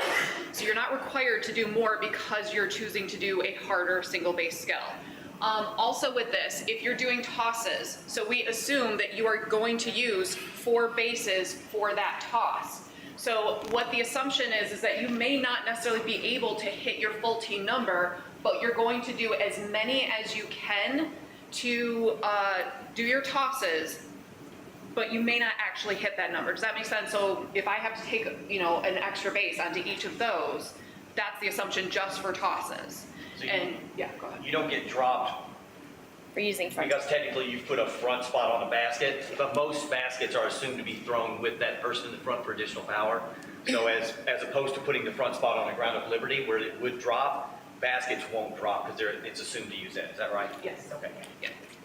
The other thing to note on here is that if you do have a small team, that what the judges are told is basically if they don't hit their full team number, they're going to drop a level. Well, if you also don't hit majority, you're going to drop another level. But the exception to that is the team size of 5 to 11. You can see the majority and full team are the same. So there's a note in here that says that if they're the same, you're not going to drop twice. You're only going to drop 1 level. Yes. So I just want to be clear, because I'm in kind of like a funky range. If, let's say, nationals went on, my team is choreographed for 19, so I know for a national range, I'm a medium team. I was under the assumption with 19 for states that would be large, but according to that, I'm medium. Still, are they allowing, so is New York State allowing 16 to 19 to be a medium team, or is it 19 and large? Yeah, I was gonna say. I'm sorry, Yeah. I'm sorry, no, I'm sorry, small and large. My understanding, it hasn't changed from the past. They haven't redone any of that right now. So large team. It has not changed from what it was. I know there was some discussion about it, but it wasn't decided to change due to coming out of COVID, and much other stuff. It may be discussed again in the future, but it hasn't changed. Okay, so 16 is the cutoff for small men. Okay, great, thank you. All right, so taking a look at this, based on everything that you could do that could slide your difficulty score, the judges are looking at the 3 hardest skills performed by the full team, which the full team is going to be based on the number of stunt groups right over here, if I'm blocking it from anybody. And then, based on where those skills fall in the progression sheet, we'll tell you what that suggested range is for those 3 skills for the judges to use. So, which I'll show you the actual breakdown in just a second so you can see how it comes up, but the progression sheet is laid out like this, and you see 0, no skills performed. 1, the skills performed are basic skills. Again, you need to utilize your progression sheet and then your stunt charts if you are having any confusion on this. Intermediate, advanced, elite, and of course your super elite, which are the purple. So now take a look here. This is how it kind of overlaps, so you know the suggested range. Now, when judges are comparing and they're looking at teams and skills, and it's clear that what one team does is more difficult than the next, and let's say the more difficult team scored a 9-3. Well, obviously, in comparison, if a team comes in that does 3 difficult skill or 3 super elite skills, that's the purple, the 5s at the top, which is the 9-3 to 10 range, but let's say everything else that the other team did put them higher when it comes to sliding the score, what the additional skills were aside from those three, and all the other elements that we talked about that could slide your difficulty score, number of bases, all these other things. But if that most difficult team was at that 9-3, this is why we use the word suggested, because the next set down is 8-8 to 9-5. So that next team, even though those skills might have been those three skills, and maybe that 9-3 was slightly low, because you don't know what to expect, you're comparing when you're judging, you might see like a 9-2, which is right below that 9-3, and falls into that second range, which is the 5, 5, and 4. Does that make sense? The adjustments to the ranges here, I think, is really good and beneficial to the officials, because they had so little room on your last scales to move around that that teams that were really, really good were actually, through no fault of anyone's, except the fact they just didn't have enough room to move and give them the proper reward. Now you've got more room in here, you've got some overlap, which gives the officials a little bit more freedom. Now I can spread it out and truly reward the best teams when it comes to the difficulty part. So the changes to this are really nice. I think it will help the officials a lot. Absolutely. And as I just mentioned, it's not just the three skills that get you into this range that matters. All the skills that you perform. So if you do 5 skills, with Cowboy's example, performed by 4 stunt groups, so you have 20 skills total.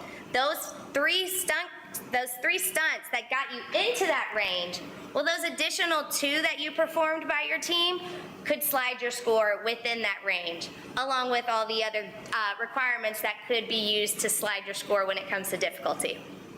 Are we all cool with this? Awesome. All right, pyramids. Same exact breakdown as stunts. It is 15 points for execution, 10 points for difficulty. Hence where we get the 50 points of the 70 points of the score sheet and why I'm spending so much time on this section. Pyramid execution. Everything that I said to you guys on that breakdown of execution matters here, with the addition of spacing. So we know as coaches that when we're teaching pyramids, they're not gripping each other like this, like it's life or death. They're a sliding grip so that there's the ability to move. But if your tops are gripping too tight, you might see this position by a bracer, or the person in the middle that's hitting your skills might be like this because the bracers are too close. So spacing matters in execution. I also want to note that in order to be considered a pyramid skill, it must connect during, it must connect before, it must connect after, or a combination of that. Otherwise, if it's a standalone skill, it's a stunt. Does that make sense? So it can connect before it starts, it can connect while it's happening, or it can connect at the end. The connection has to be there, or you've done a stunt. So when it comes Yes, to, one thing yeah. we were just talking about. We had this question in the previous one. So in regards to this connection deal, is, let's say a stunt pulls up and they hit and then do like this, okay? That would still count as your pyramid. You fold up in the pyramid. If you fold up and held for 4 counts and then did it, you've now separated yourself too long and that stunt has gone now. Does everybody see the difference? So it's going to be a lot about the timing and how quick you establish the contact on if that stunt gets to count as a stunt or it gets to help you in the pyramid part. Okay, so just keep that in mind as you're putting together your stuff. I mean, some teams will full up straight to this, maybe because they need the help with the balance. Okay, and some teams will full up clean to demonstrate good ability and then quickly go to here to put it into the pyramid category. Okay. And that was a very good lead-in to difficulty, because one question, especially with some of the rules updates this year, is one thing about difficulty is how those connections are made can also affect your difficulty score. So, by Cowboy's example, a full up to the top and then connecting immediately after they've hit the top, rather than holding it, doing it a stunt, moving in and connecting. Doing the full up and connecting at the top would be more difficult than, and I'm saying on 2 sides right now, doing a full up that connects as it's going up once the rotation has stopped to the front to help get that to the extended position and show control. On the flip side of that, having one bracer, so the sides doing the full up and connecting on the top, would be more difficult than both of those. Does that make sense? Because I think that was a really big question as well, is how does the bracers matter with difficulty score, and how does the connection matter with difficulty score? So both of those will matter when it comes to the difficulty score. Something that I want to talk about is if we only have 3 groups, so how you get to this all. If you only have 3 groups, and let's say you utilize that center because you have 12 athletes in the pyramid and you want to do that braced flip, which is the release, not the roll, well, obviously you have to do that by the middle stunt. But you continue to just utilize that middle stunt and never utilize those sides for any of your transitions and your structures, that's way easier than now doing that flip because you need to be braced on both sides, but now showing skills by the sides, so now you also have 2 structures going up.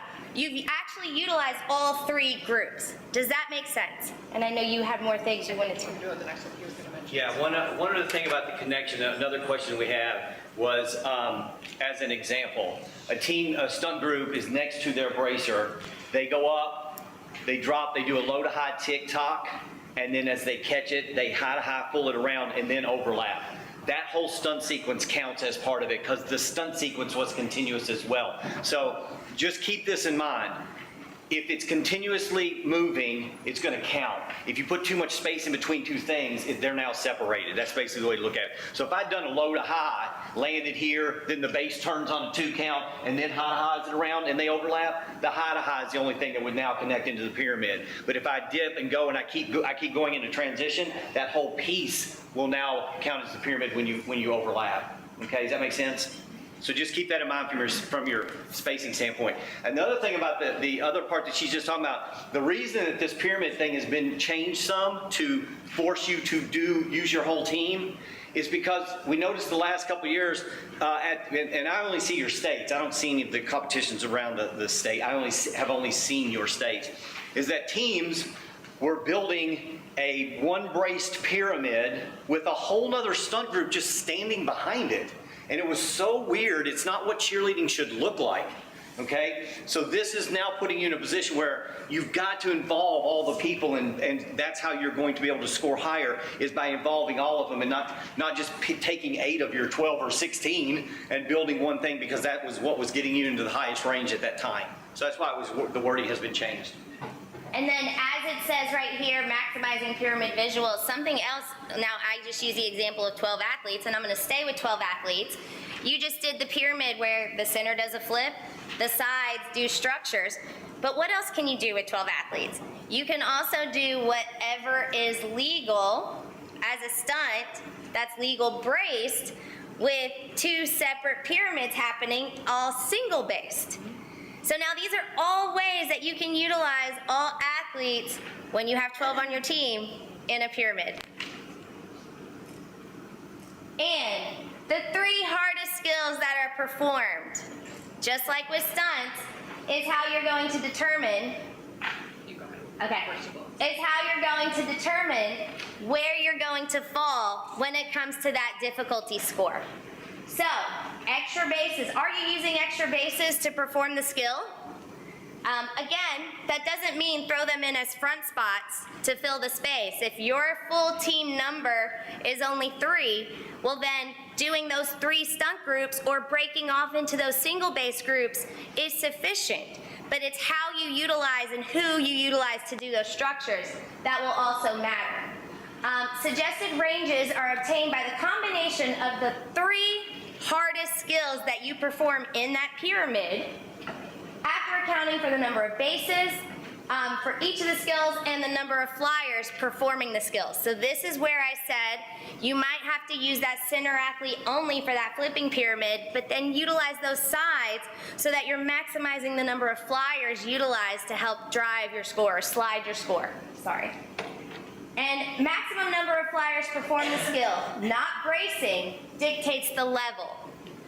So this is where you want to talk. So we've had some questions come up in previous trainings, just to make sure you're hearing the same consistent message, is when will the judge actually drop a level?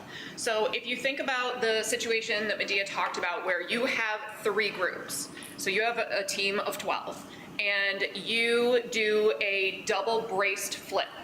So you have to have all 12 people doing that. So the most flyers that could be performing that flip is really just the one. So that one stays on level. Now, if I had a team of 16, let's say, so I have 4 different groups, and I choose to do a braced flip, but I'm doing a single braced flip, and I have, you know, the one group where one girl is performing the flip, could I have done another group performing the flip with a bracer? Yes. So that situation, I would drop a level because I didn't have the most flyers performing the skill. So that's really what you're focusing on, is ask yourself, could I have had another flyer perform the actual skill, knowing that I have to have a bracer there?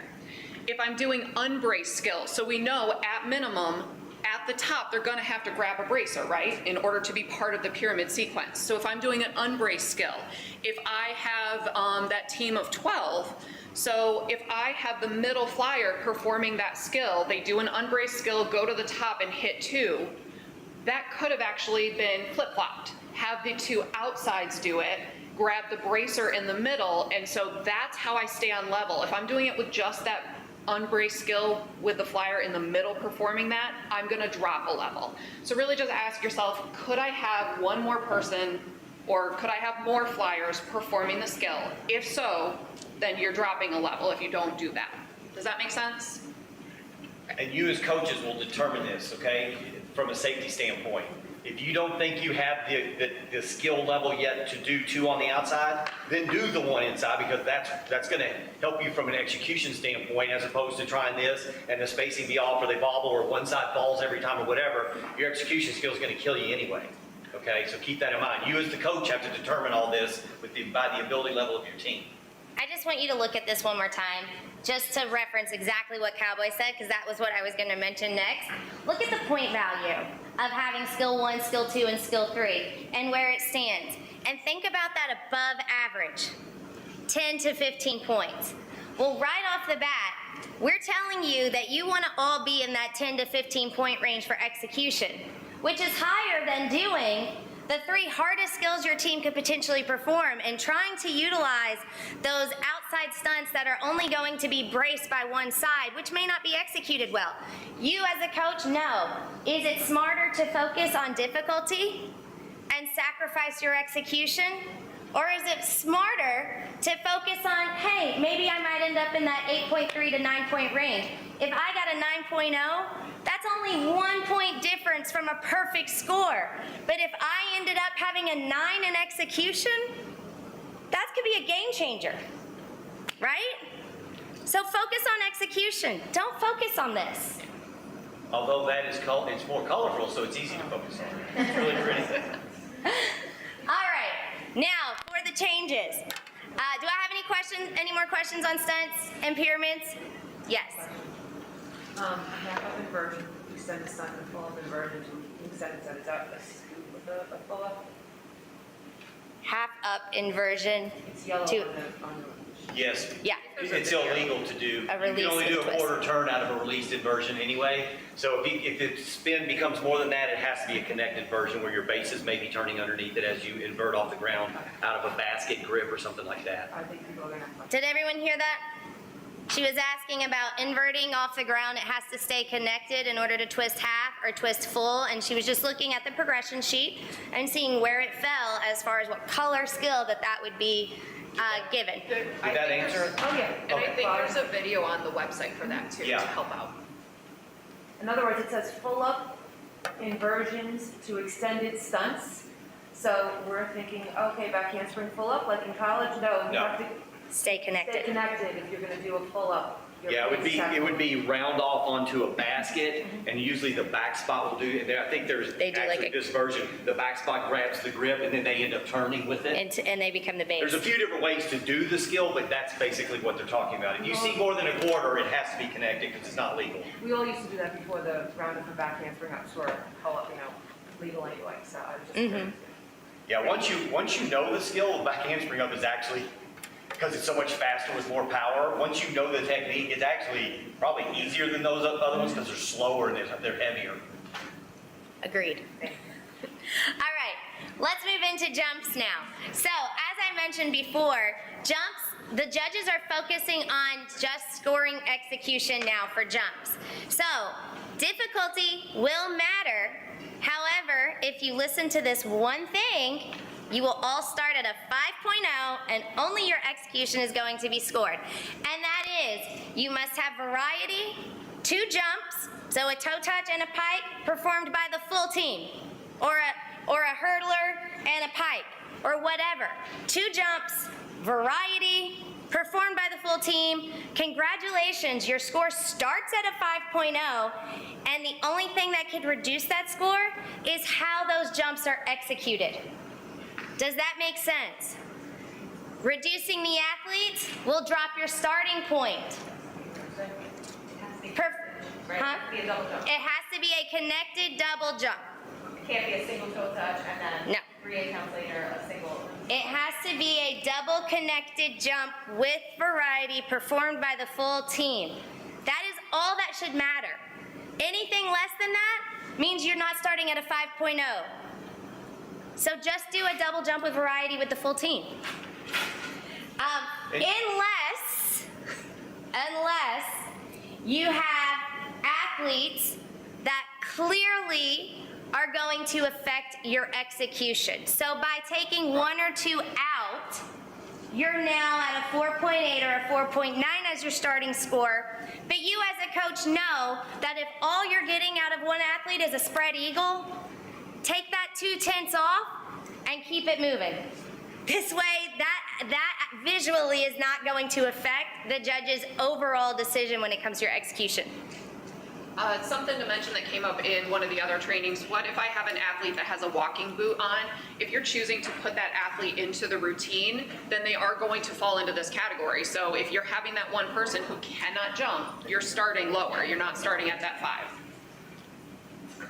All right? Yeah. And if you do a double toe touch, you're getting a 0. Yes.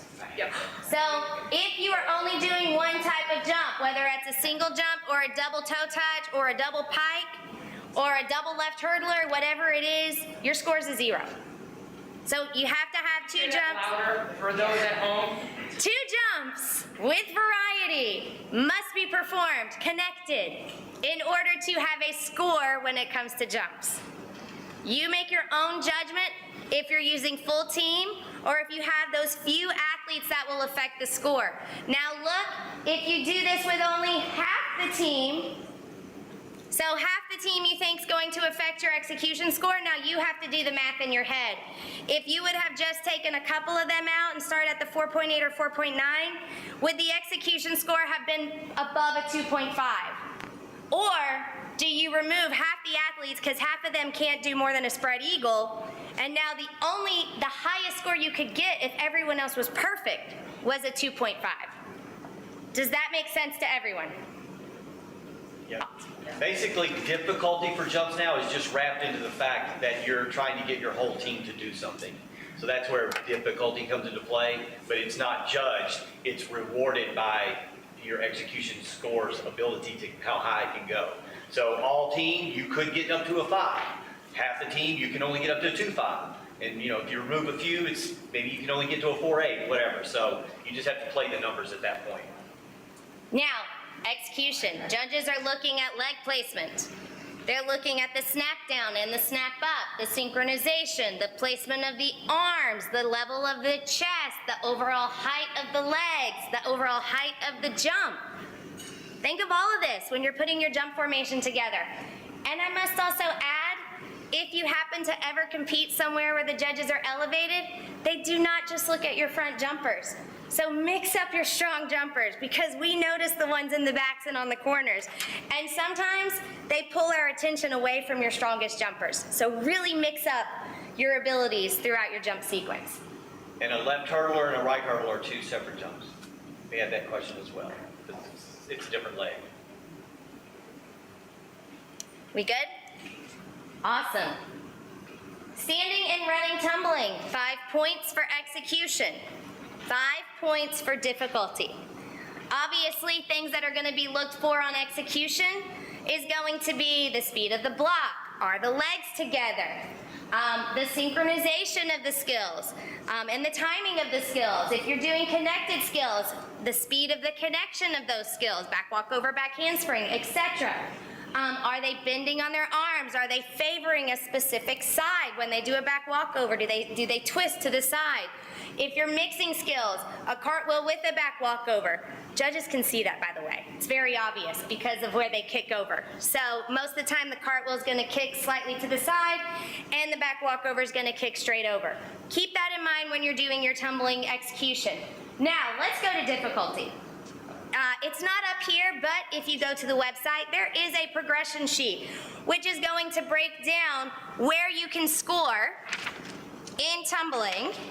And you have 0 to 1.5, which is your basic skills, your rolls through your back walkovers. You have your intermediate skills, which is going to be inclusive of aerials and all back handsprings. Standing, running, however you combine them, just back handsprings. And then your advanced, which is everything beyond, starting from your tucks and up in standing and running tumbling. That's how you get broken down when it comes to the progression. Now, for the difficulty. Typically, what the judges are doing is they're looking for how many athletes are performing something synchronized. So, that could be a standing tuck, that could be a standing back handspring, that could be a forward roll.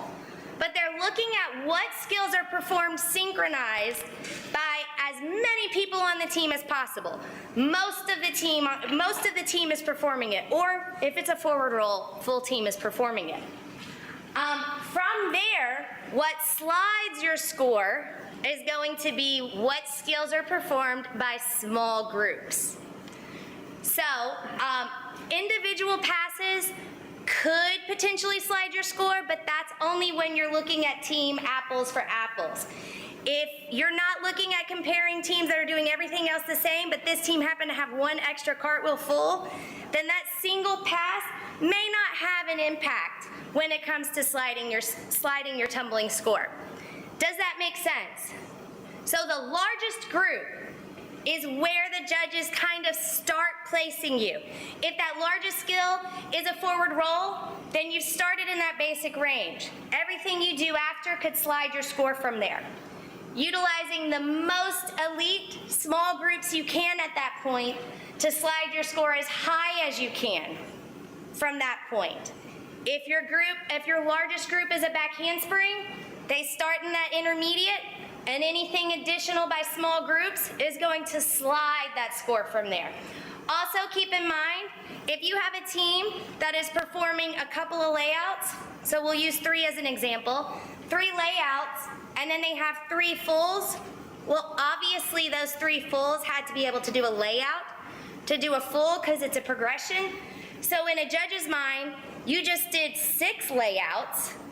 So those fulls, if comparing teams, could slightly slide that score though above those 6 layouts. Does that make sense?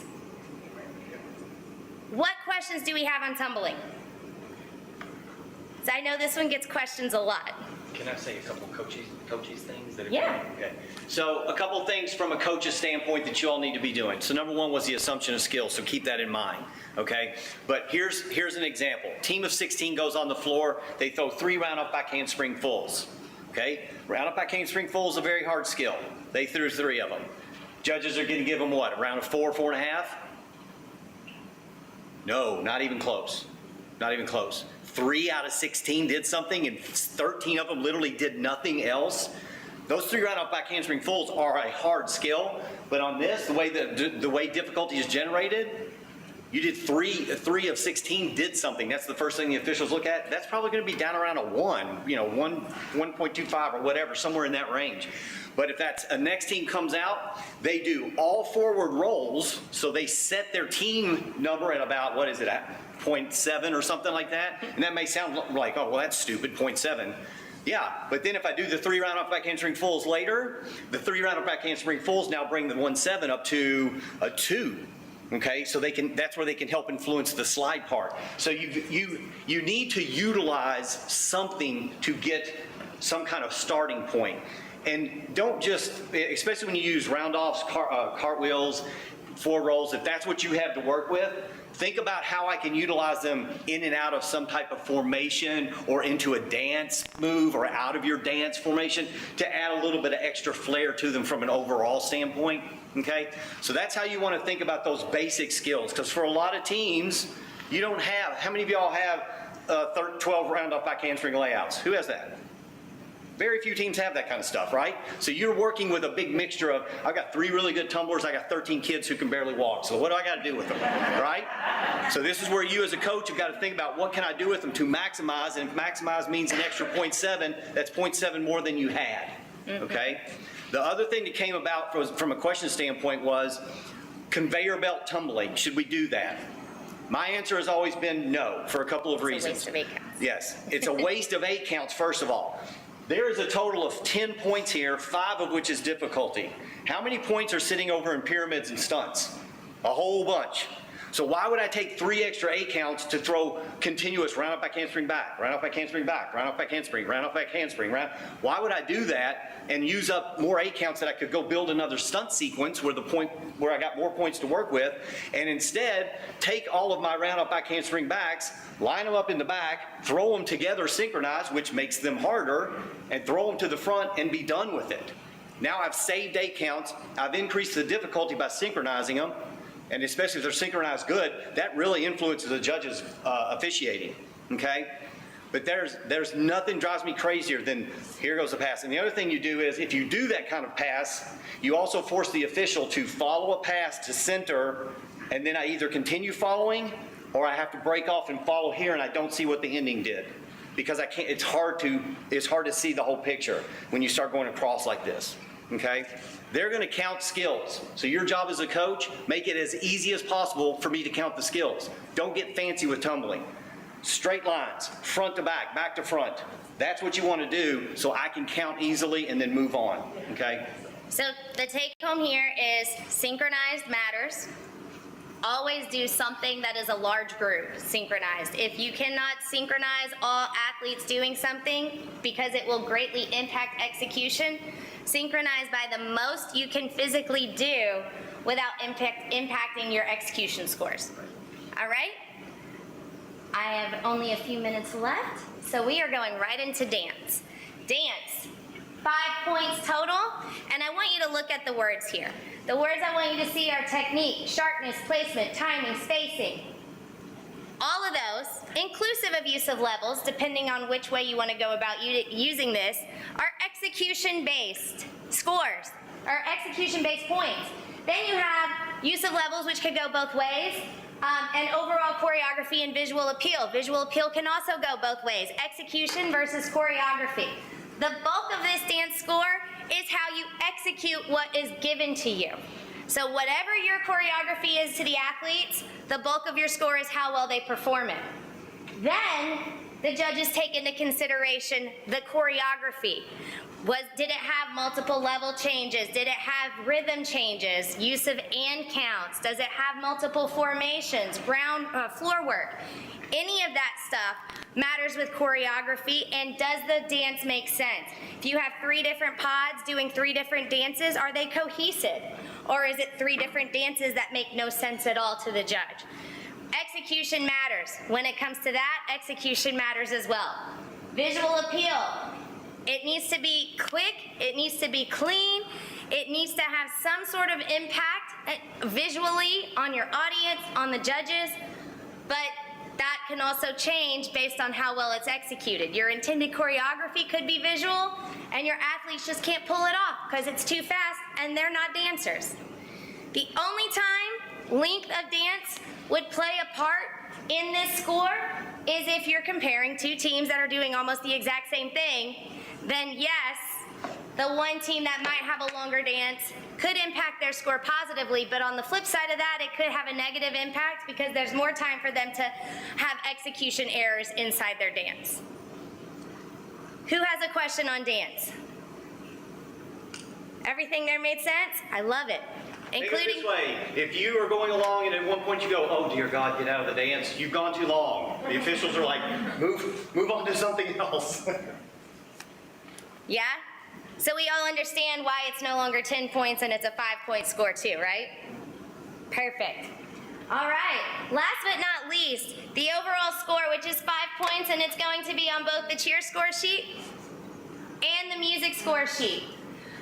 Things that the judges are looking for when it comes to your overall score is going to be the execution. Obviously can impact what the overall appeal, the visual appeal is of the routine. It can also impact every other element of this overall score, but think flow. Does your routine make sense, and does it flow from beginning to end, or does it look like a bunch of choppy sections that you choreographed independently and then put together to make a routine? What I mean by that is, do you see the stunt example I gave? You did the prone forward roll out, then you reset, did a back handspring up, but now you just did a rewind down, and now they're walking to their jump spot. Well, would it not have made more sense to do that prone forward roll right into their jump spots and go right into that next section? That's flow. Or Cowboy's example of add those cartwheels, add those round-offs, add those front walkovers to transition rather than wasting 4 to 8 counts walking, which half the time they don't even look clean when they walk unless it's a quick, short walk. Also patterns. Do we have people running from one side of the floor to the next? Or think about it, unless they tumble to that side of the floor, why else should they be crossing center? Keeping your athletes on the same side of the floor during your choreography. We just went over transitions and way to transition, but think of this, transitions and flow also create that wow factor. But on top of that wow factor, what you're going to create now, because your emphasis is on execution, as you see executions on every slide, and not difficulty, is the ability for your athletes to create that wow factor because they have more confidence, they have more energy, the routine has a great pace, there's not a lot of stopping points in the routine, and also, of course, those cool and creative visuals that you might add into your routine that are gonna give those judges that, wow, that was unique, that was different, or maybe it wasn't unique and different, you just used it at the perfect timing for the right reason. And that's where you're gonna get your overall score on both score sheets. Obviously, cheers pertaining to that section. Do I have any questions on the music score sheet at all?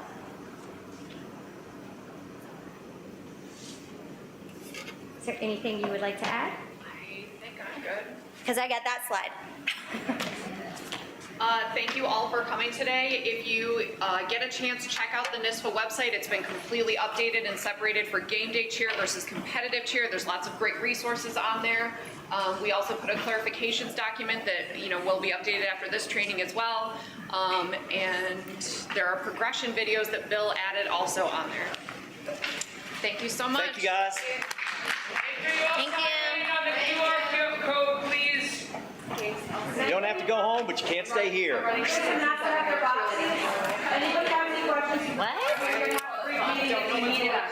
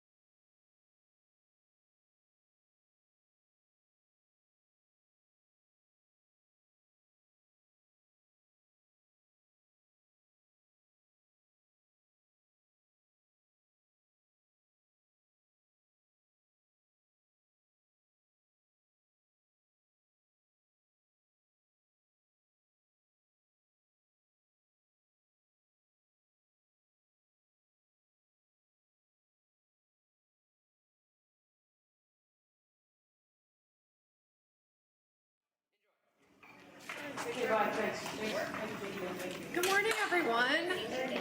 It's so good to see everyone in person again. I missed everyone. Yay! Kind of getting back to normal. So we're gonna start with the safety and deductions training today because a lot of things have changed there. So all of you have taken the USA Cheer exam. I just want to mention to clarify, if you remember at the very beginning of that training, Jim talks about that USA Cheer has a recommendation that modified teams do not do tosses. Just wanted to make sure that you are aware that at the New York State level, we do not currently have any modifications for modified teams. So they just straight up follow the NFHS rules. However, within specific sections, like I'm aware that Section 8 and Section 1 do not allow tosses. Anyone know about Section 11? 11 also does not allow tosses at the modified level. So if you are outside of 1, 8, and 11, just check with your section and find out if you have any restrictions there. One thing I want to mention as well is the daith piercing. Basically, it is used for chronic migraines. This is not as simple as just getting a doctor's note. There is a whole process that NYSPHSAA has in place, and it starts with the coach going to their athletic director. All you basically need to know is that the coach at the beginning of the competition should bring you, or at least show you, a copy of their paperwork that they got approved to use the daith piercing, and then you can just make a note to yourself that if you see that during their routine, that you don't give them a violation for this. So violations. In the past, what we have done, violations are specific to the NFHS rules that are broken within a routine. But in the past, we have set up where it depended on what part of the book it came from that determined the number of points that you were going to deduct. So in the past, I believe it was Rule 2, and then Rule 3, Section 1 would be 0.5 points, and then anything else in the book was 5 points. We're going to scrap that now and focus on two distinct types of violations. The first one is a choreograph violation, which will be 5 points, and a performance error, which will be 0.5 points. And we'll go into details on these. But first, I want to talk about when you give violations versus warnings. Now, in your training, Jim did talk about the fact that if you're going to give a violation, you have to be 100% sure that it actually occurred and that you've gone to your book, you've really checked it, made sure that you are writing up the correct rule as well.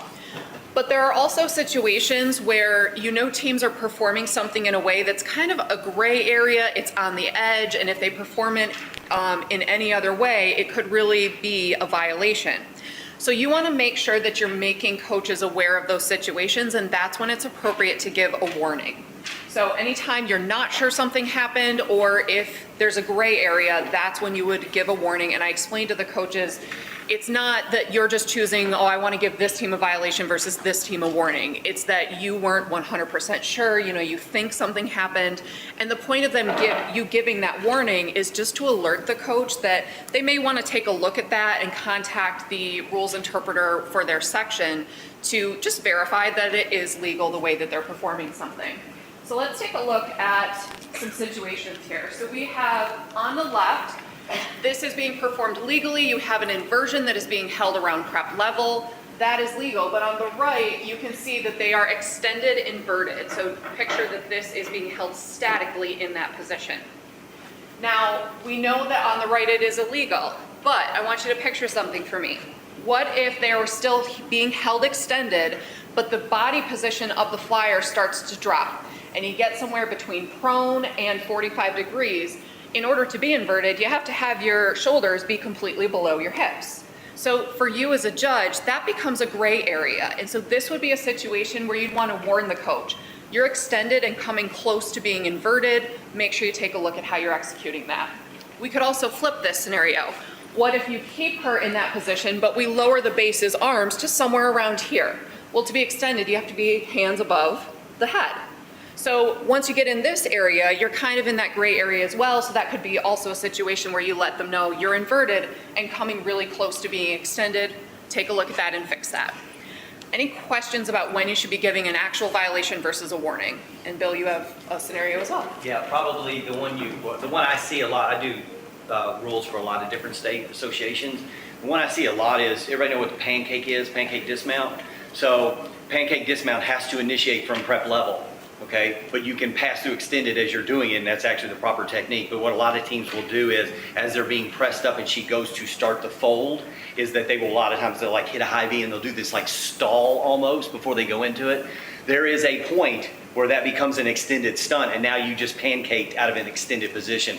So when you see teams that are getting close to that point or trying to get that visual, you may want to warn them, okay, because you're like, okay, it's not quite stopped yet, but boy, they're getting close. That would be a time where a warning would come into play of, you're almost making this an extended position. And I tell the coaches all the time, if you're trying to get that visual, don't get mad when they penalize you for that visual. So for you all, that's where I would use a warning to try to say, okay, keep it moving. It's got to be a continuous movement so that you don't get caught by that rule. All right, so let's take a look at choreographed violations. So these are violations of skills that are choreographed into the routine. They were intended to be performed that way, and they are illegal. So these are going to be a 5-point deduction, and these are cited per NFHS rule, not per group or per person. So what I mean by that is, let's say they do some skill that is illegal in one part of their routine, and you determine it was choreographed because all the groups did it. And then later in the routine, they also violate the same exact rule. You're not gonna give 2 5-point deductions because it was the coach's misunderstanding and they got 1 5-point deduction already.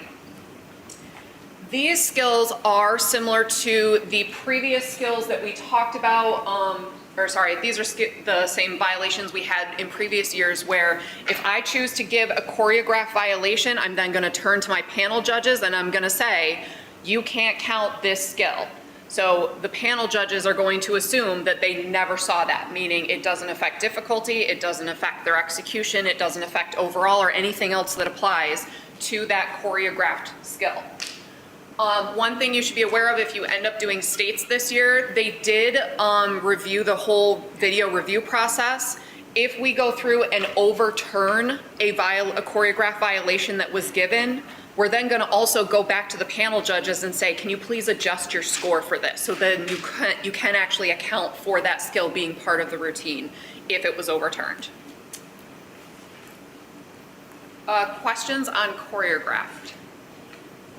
All right, let's take a look at performance errors. So these are going to be a 0.5 deduction. It is an NFHS rule that is broken by an individual or a group, but not the entire team uniformly. So these are not intended to be performed that way, but something happened within the routine that caused it to be performed that way and was illegal. These are cited per group or individual. So if I have 2 groups that out of, let's say 2 out of 5 stunt groups that perform this skill illegally, each of those groups are going to get a performance error. So I would do 2 of them there, totaling 1 point. Same thing with individuals. If I have multiple individuals that break a rule, but it's not the whole team doing it, then it's a performance error, but I'm giving it to each one of those individuals. And we'll go through some examples that are similar to the ones that Jim talked about in your USA cheer training, but we'll add in the deductions for New York State. Skills for performance errors do count towards difficulty execution overall. So that means if I give a performance error, I'm not turning to the panel judges and telling them not to count it. So we should see less situations where you're going to have to tell panel judges not to count something. Now, deductions can happen the same time as performance errors. So we'll talk about that in some of our examples as well. So deductions are like falls and drops and things like that, which those have changed as well. So let's take a look at these situations that are very similar to the ones that you guys already saw in your USA cheer training. 4 extensions with all spotters underneath the foot. If that's the whole team doing that, that is a choreographed error. So that's going to be a 5-point deduction value. If I have 4 extensions and 2 of the spotters are underneath the foot, it now becomes performance error. What's my deduction value? 1, because I'm giving it to each one of those groups. Double brace flip with 11 athletes. How many do you need to perform a double brace flip? 12. So this is definitely choreographed because they're performing it when they don't even have the right amount of people to actually perform it. That's going to give me a 5-point deduction. Double brace flip. Along the way, you have one of the athletes trips and falls and just doesn't make it in time for the flip to be initiated. That is a performance error. It was not intended to be performed that way. They were on their way to go do it, and they will get a 0.5 deduction. Now, I want to mention, what if, by chance, you have 2 participants that fell on the way to that flip? Well, the problem here is that it's the flip that is getting the violation, right? So that's a single group that is performing the skill illegally. It's not about the 2 members that fell. It's just that because those members fell and didn't make it, that's why it became illegal. So you're giving the single 0.5 performance error deduction. Questions there? Okay. A flyer cradles early to save a fall and in the process drops a sign. The others are handing down their signs to a participant on the floor. This would be performance error. And I want to mention with this one, so she cradled early. So that's also going to be a deduction as well. So this is that situation where they did something illegal and then they also can get one of the New York State defined deductions, and that's different from our past. So we've changed those rules as well. So this one would get the 0.5, and then they're also going to get a minor fall deduction. We'll talk about those next. 3 athletes are wearing hair ties on their wrist during the performance is a performance error. What's my deduction there? 1.5, because you're giving it to each of those. Now, if a whole team comes out and they're doing some theme and they're all wearing some necklace or something around them, that would be choreographed because it was intended to be the entire team doing that. So notice that you can see those things that used to be 0.5s could potentially be a 5-point deduction if it's the entire team that is doing that and the coach intended it to be that way. Any questions on these, on our violations? Let's take a look at state reporting. So this is the same as in previous years. If you are the local rules interpreter, you should be taking on any questions from local coaches, reviewing those videos. You should not be giving feedback on any of the progression level or the difficulty level of those skills. If you see something that is illegal, you can explain to the coach how to fix it. But again, you're not talking about anything to do with the, sorry, I'm just making that. You're not commenting on that difficulty level for a skill. So none of that piece has changed. Now deductions. This piece has changed. In the past, we really looked at deductions in 2 categories. We looked at them in stunting and tumbling. What we've done is redefined the deduction system to focus on athlete deductions versus stunting deductions. So these, again, are specific to New York State scoring system. And these deductions, as we said previously, can happen the same time as a performance error, which we already saw an example of. And multiple deductions can be assessed within a single stunt sequence. So I want to take a look at an example of that. Note that with deductions, panel's still accounting for everything. So if you see falls, you're still accounting for that fall in your execution, maybe your difficulty, your overall. This is still a separate piece on top of that as well. So let's take a look at a video. On the right is where I want you to focus.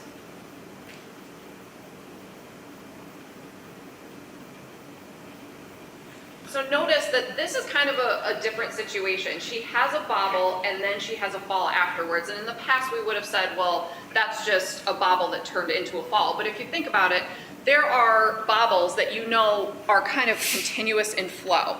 So in this case, because it's really 2 separate situations, you're gonna assess for both the bobble and the fall, because you can see she kind of sat down, then she stood back up, and then she fell after that. But you could have situations where you have to look at it and just ask yourself, is that kind of just the continuous flow? Did it start out like it would have been a bobble had she stayed up, but then she ultimately fell? So that is a situation where it could be just a single deduction. New York State deductions. With time, nothing has changed here with one exception. So in the past, we have always given a 3-second margin of error for the overall time. Now you are also allowed a 1-second time in the cheer. So when it comes to the timing deductions, if you're at 29 seconds or above, you're not going to give that deduction. Does that make sense? So you're giving that grace period for the cheer, but just 1 second versus the full routine, you're giving a 3-second grace period. One thing that's changed, just because a lot of places are going to the electronic scoring anyway, I used to have people put technical error. So technical errors refers to situations where they started the routine and then they tried to turn on their music and something happened. And so what you would do is you'd still do the process where you'd lap your timer and try to figure out how much time they're taking so that you deduct that from the total time. But you no longer have to write that technical error time on the actual score sheet, since a lot of times you're not using a score sheet anyway. But as we stated previously and in previous years, you're not counting that towards their overall time, so you need to use your best judgment there.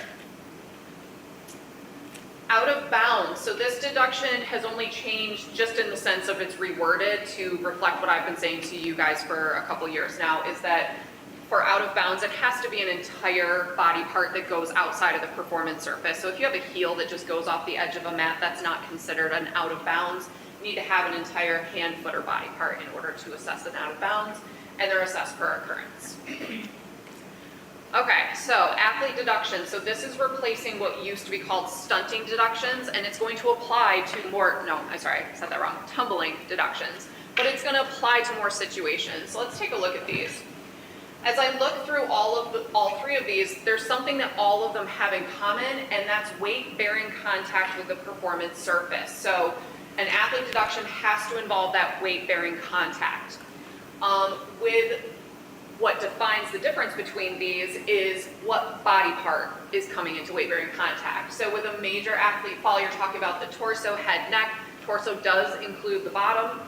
And minor athlete falls, we're looking at the elbows or knees. Tumbling, touchdown is the only one that has remained specific to tumbling.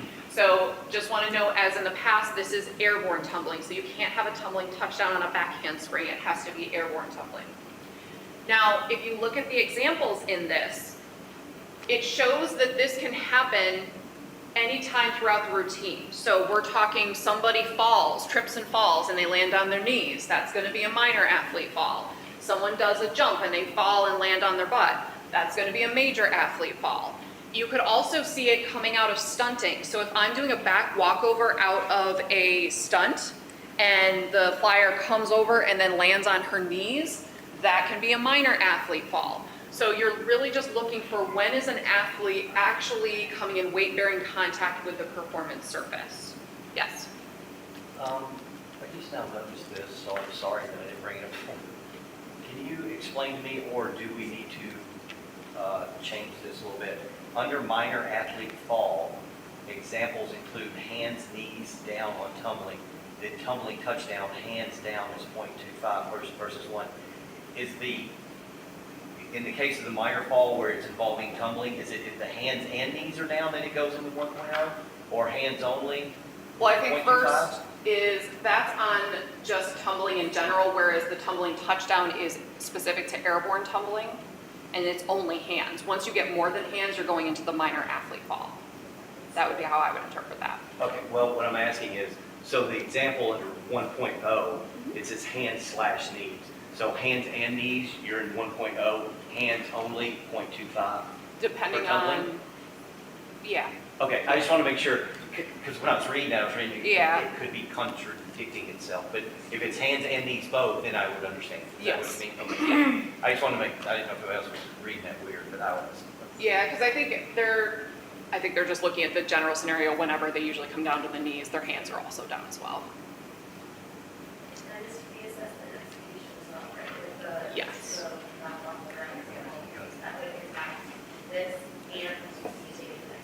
Absolutely. Yep, good question. Any other questions on athlete deductions before we look at the stunting deductions? What's that? We didn't hear the question.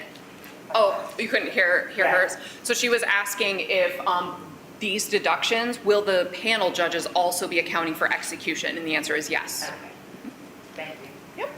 Casey, I'm sorry, just for clarification one more time.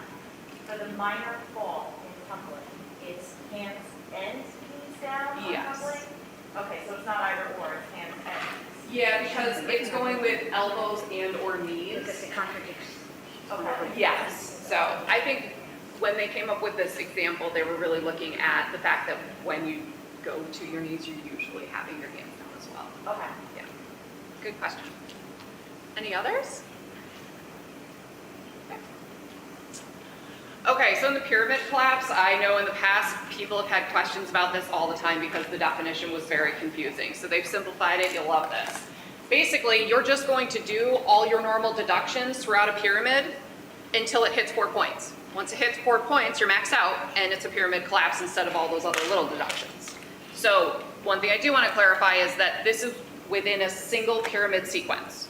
So if I do another pyramid later on and I have another hot mess and there's a bunch of falls and drops and all that stuff, then I am accounting for those points again, but if I hit the 4 points on that other pyramid, now I'm maxed out on that one.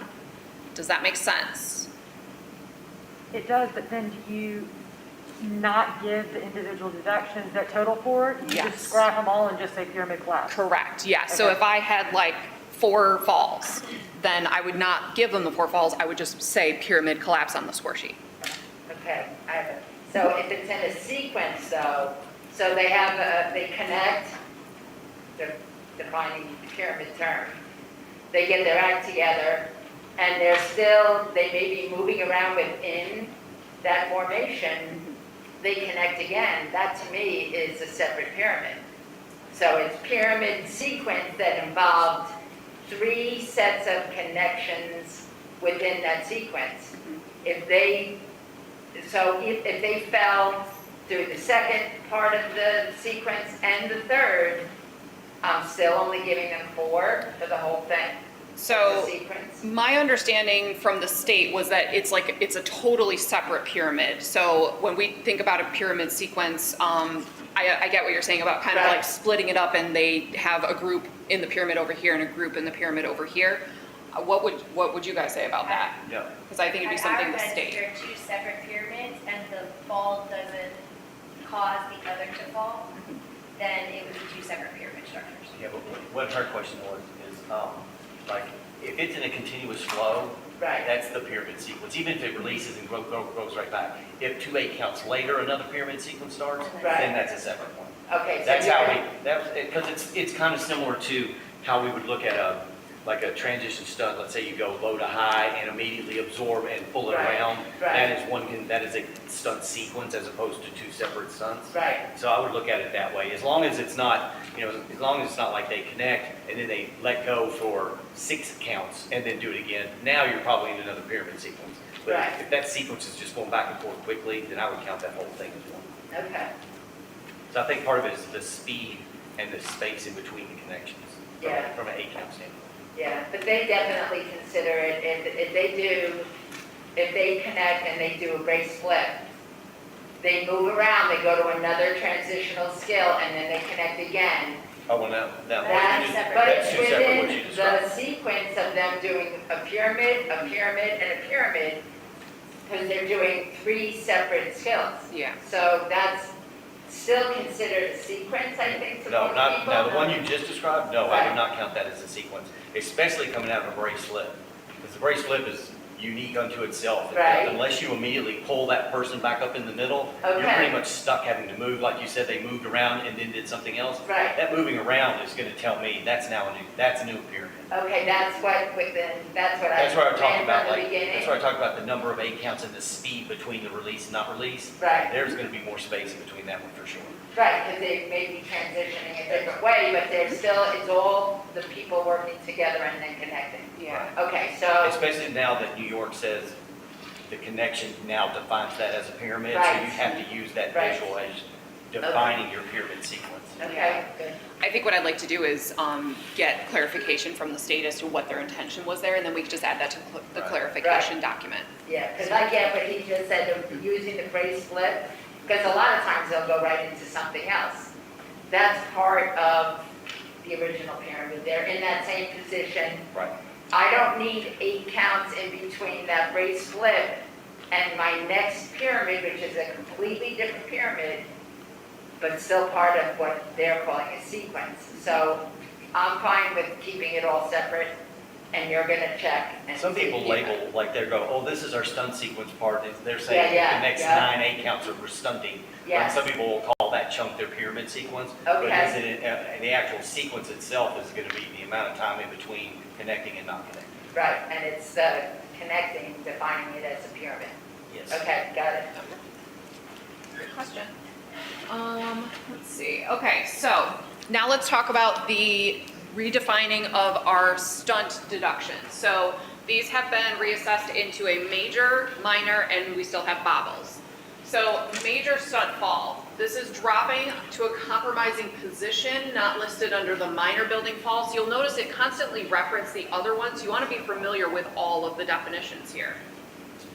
Multiple bases or spotters landing on the ground. The top person lands on the base and or spotter who drops to the performance surface. Notice that it's not mentioning what body part. The reason for that is in this situation, the flyer is clearly on top of the base or spotter.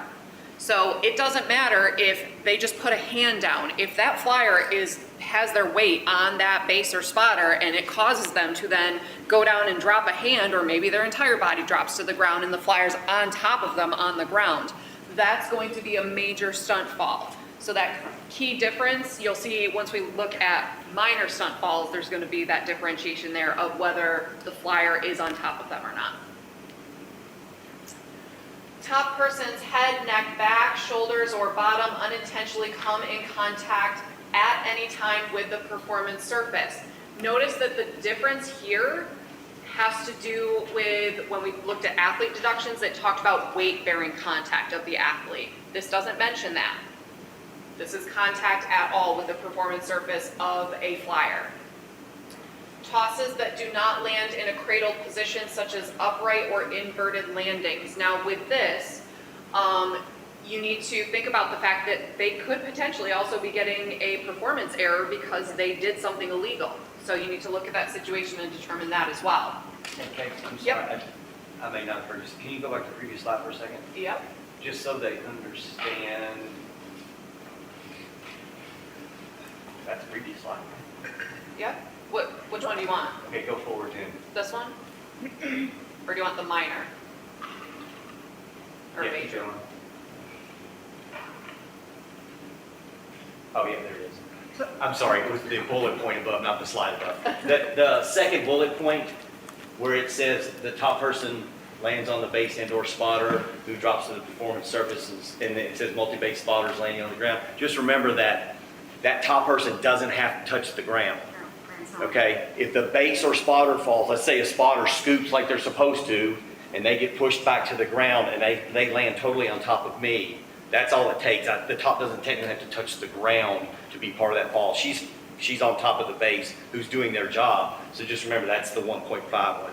Okay, the top doesn't have to hit the ground in that case. Yes. So if a performance error and they land inverted, but they don't mean it, is a 0.5, and it is also a major fall, do you combine the two? What do you call? Then what do you take? So you're going to mark on your score sheet that they had a major stunt fall, and then there's, in the separate place, you mark that they had a performance error, and you cite that rule and give the comment for it. Did everyone in the back hear that question?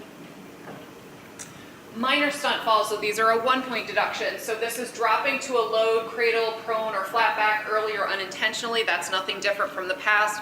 Also nothing different from the past is, oh, never mind, I'm thinking of a different one. Top becomes weight bearing on the bracer in a pyramid. Bill, you want to talk about this one? Oh, yeah, that's just, basically, it has to do with the spacing. You see when they're bracers, and you'll get them into these positions like this, okay, where I'm the extended position, so I'm down here, and you get up over top of the bracer, or they give a hitch like, and then they start leaning into it. You see this kind of angle? That's where this is coming into play. And there is a chance, and it's going to be your opinion as you watch it and how long, but especially on the hitch one, if they get over on top of that bracer too much and it stays there for a while, that now becomes a performance error because that's a 2.5-eye pyramid. At some point where as a bracer, I now take on the majority of weight, I'm now a 2.5-eye collegiate pyramid. It won't probably happen very often. Usually they'll fall quickly and then they don't have to stay long enough, but just be aware of that. It's a possibility that fall can fall into a performance error of a 2.5-eye pyramid. But it'll be rarely seen probably. And notice that the key piece of that is that the bracer is taking on the majority of the weight in order to get that performance error. Base or spot landing on the ground. So this is taking it down a level from our major. This doesn't have the flyer on top of them. Stunts that drop and support is below prep level. Skills or transitions that are attempted but not executed correctly and the flyer returns to the starting position or jumps out of the skill to the ground. The one that comes to mind for me is when they're doing a suspended roll. So they're in a load and they've got their hands back and the bases kind of like pop her, but then she just gets scared and doesn't do it. So, you know, you might see this, or you might see her jump right out of their hands, but she never does that suspended roll. So that falls under minor stunt falls. And this is kind of that idea that most of our definitions previously were really focused on traditional stunts, and so judges were always asking, what happens if this happens or if this happens? So they're trying to kind of break these out and give you a better understanding of what would really fall into these categories for these different situations. Do you have more to add? No, I'm trying to find that bullet point. Incomplete twist downs or twisting tosses that land side or prone. Again, you could have this happen, and then also it could be a situation where they have a performance error as well. Yeah, like a kick full basket, it is illegal to throw a basket toss and catch it in anything but a cradle. That's the rule. And a cradle is defined as pike position face up. So if they did a kick full and they did not complete the full, you'd have an execution issue for those judges. You'd have a minor fall here, but also they illegally cradled it, but it was a performance error.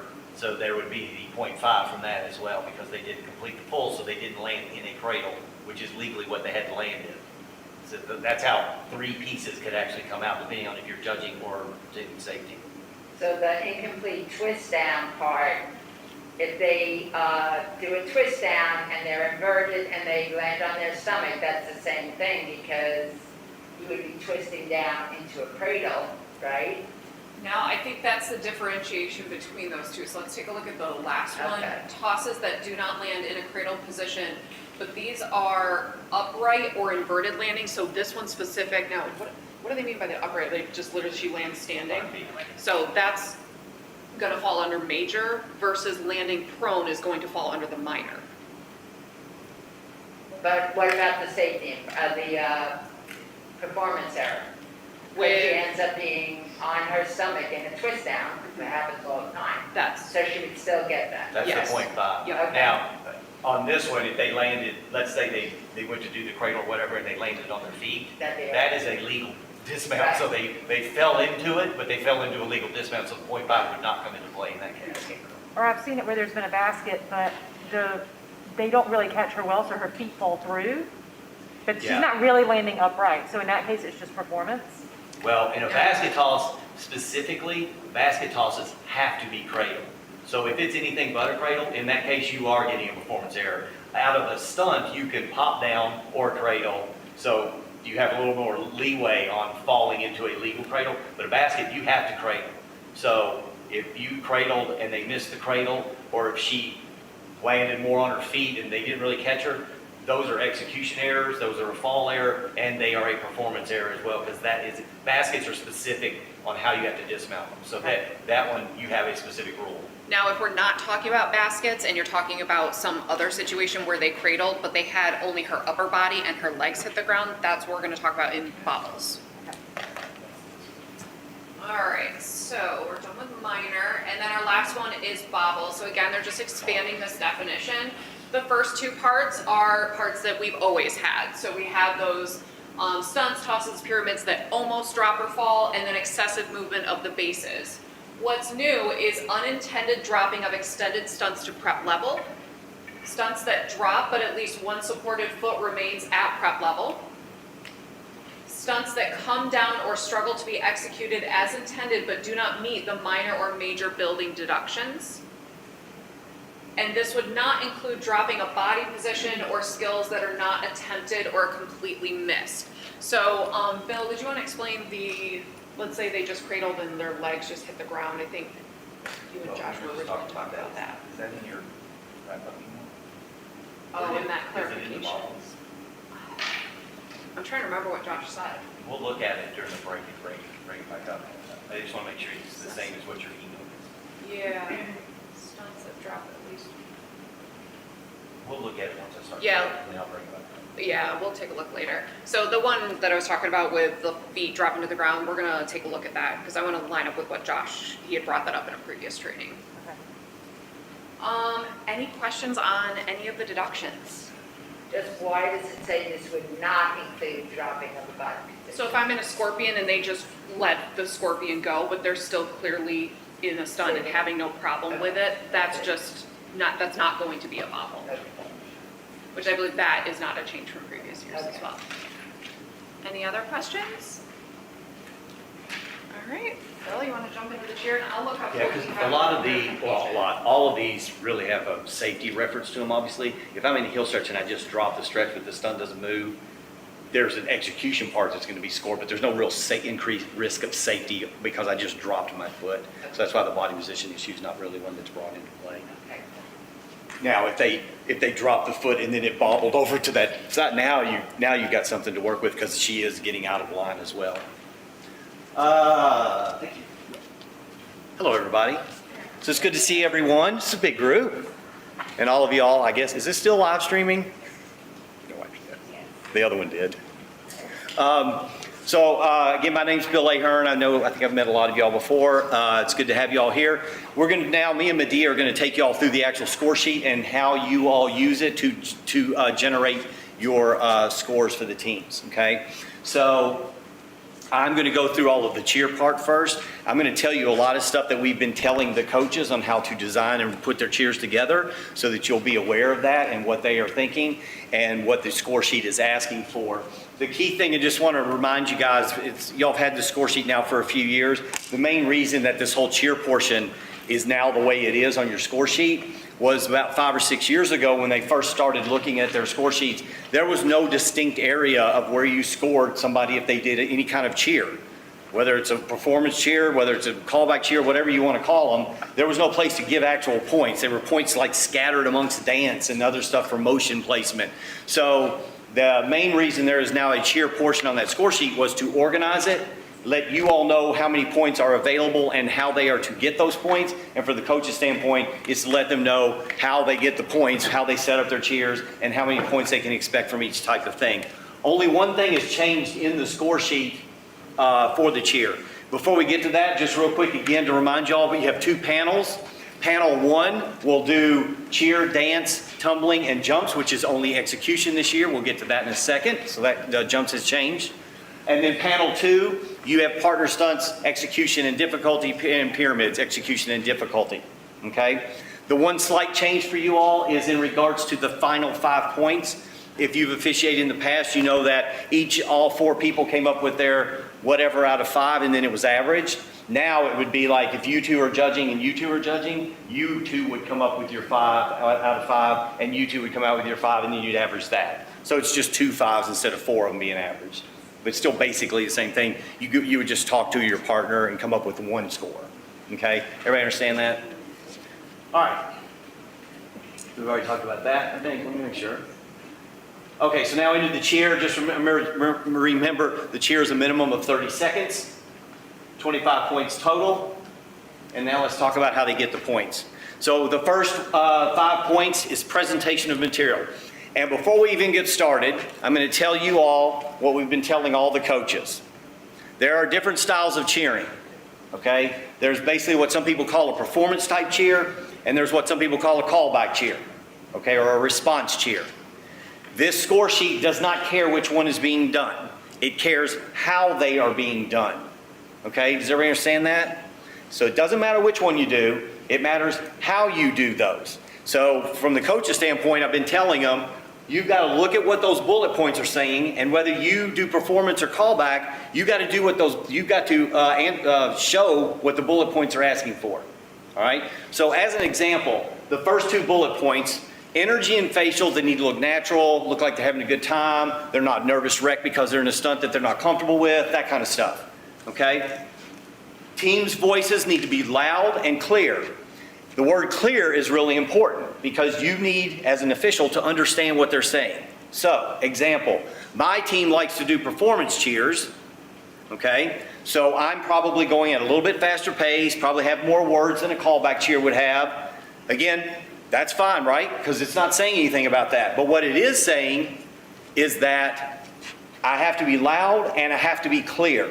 So if the pace of my performance cheer is really fast and my words run together and you as officials can't understand it, are you going to penalize them? Yes. But is it because it's a performance cheer? No. It's because the pace is not allowing you to have bullet point number 2, where it's clear that you know what they're saying. Okay, does everybody see that? Another example. My team likes to do, callback cheers. Callback cheers in general have a little bit slower pace. Why? Because they allow for space, technically, that a group of people would call back something, right? But in my cheer, I'm going really slow and giving a lot of space, all right? Is that bad? Yes, because of number 1. It's becoming boring, it's not entertaining anymore, you've lost all the energy because you've slowed it down so much to allow for a big response. So again, the score sheet didn't say it liked one or the other, but it said you had to do these things, and how they do their style of cheering is what's important. And really, a lot of it comes down to pace. If they're going too fast or they're going too slow, okay? So just keep that in mind as you are scoring these, all right? Formations are a big deal. They should try to make themselves look as big as possible on the floor. And the other bullet point that I really emphasize to coaches on this one is the second to last bullet point.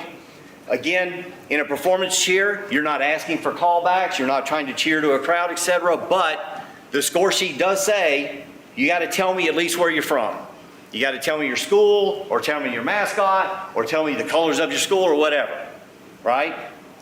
Most callback cheers automatically do that, so you don't really worry about it with those as much. But in the performance one, they at least at some point got to tell you where they're from, or what the color of their school is, etc. If they don't score as well here. Why? Because in the description of these 5 points, it tells you you have to do that, okay? Everybody understand this 5 points. The other thing I want y'all to realize too and be comfortable with is the cheer portion, actually, all of cheerleading is subjective. I don't care what anyone tells me. I don't care if they say they've got some detailed breakdown of points and this individual skill equals this, but whatever. It's always going to be subjective to a certain point. The cheer portion is even maybe considered a little more subjective than other parts of the score sheet. Maybe like dance is going to be pretty subjective as well. Be comfortable with that. It's okay. You just have to be consistent as an official on how you apply the points to what's being asked. And as long as you stay consistent, then you're going to be fair to the teams. Okay? All right. Continuing on with this 5 points of presentation material, the motions will now be considered in this 5 points. And again, it's not saying how many motions. It's not saying what motions. It's just telling you when you do motions, they have to do these things. They can be used to lead the crowd. They can use to add additional entertainment and visual value to it. So if in a performance cheer, I can do more motions, maybe hit a motion on the half count or in between words. Okay, and maybe I'll use more, I can use K motions or broken arrows or broken T's, whereas in a callback, a lot of times they use high V, punch motion T, all right, and they don't do quite as many motions.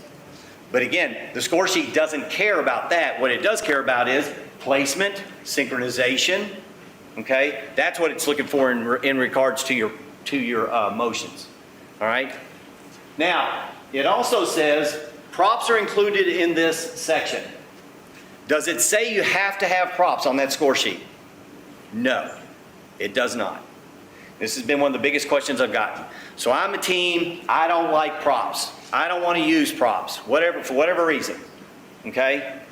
Do I have to use props? No, you don't.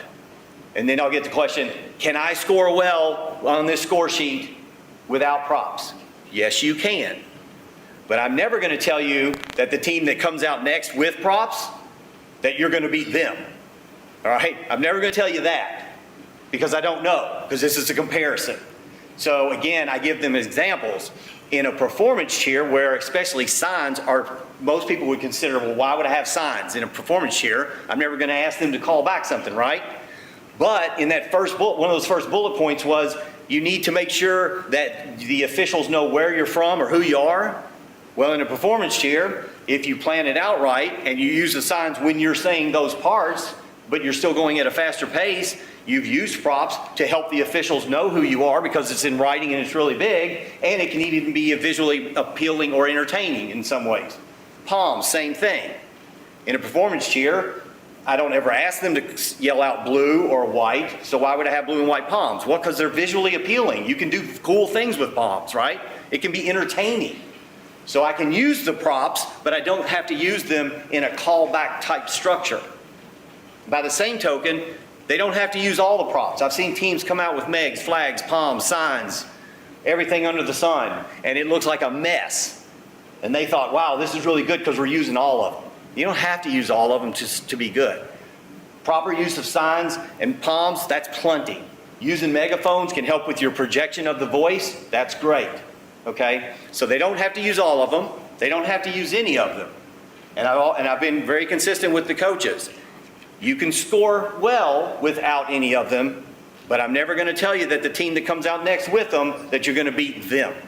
Because if they use those props correctly, whether they're doing a callback or a performance cheer, they probably are going to beat you at least to some point because they'll answer some of these questions to get the points better than you did.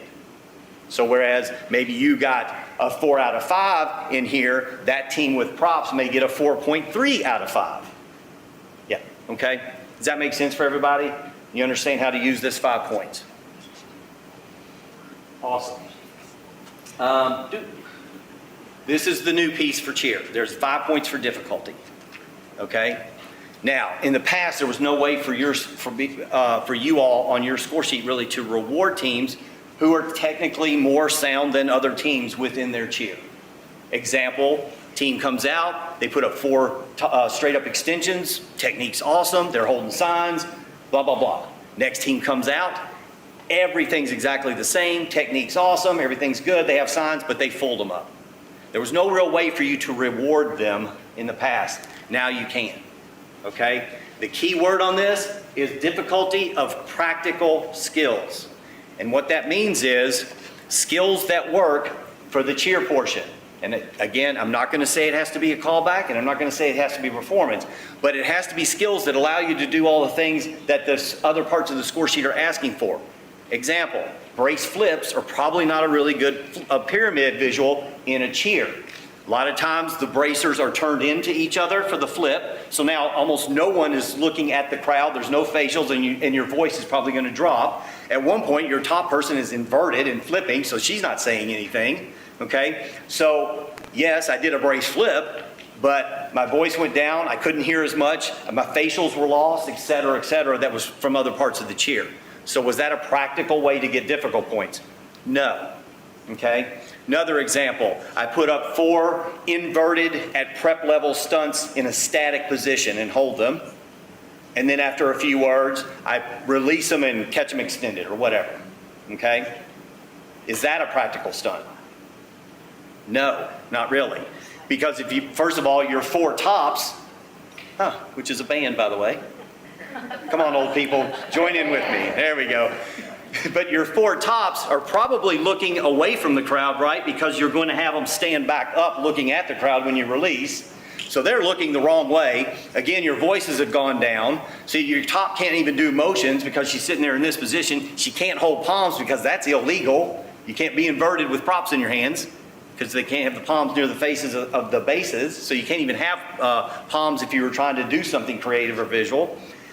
But by the same token, a back handspring up, would that be more practical for the cheer and the other things it's asking for? Yes, of course, depending on the execution of it. But the reason it would be more practical is because it's faster.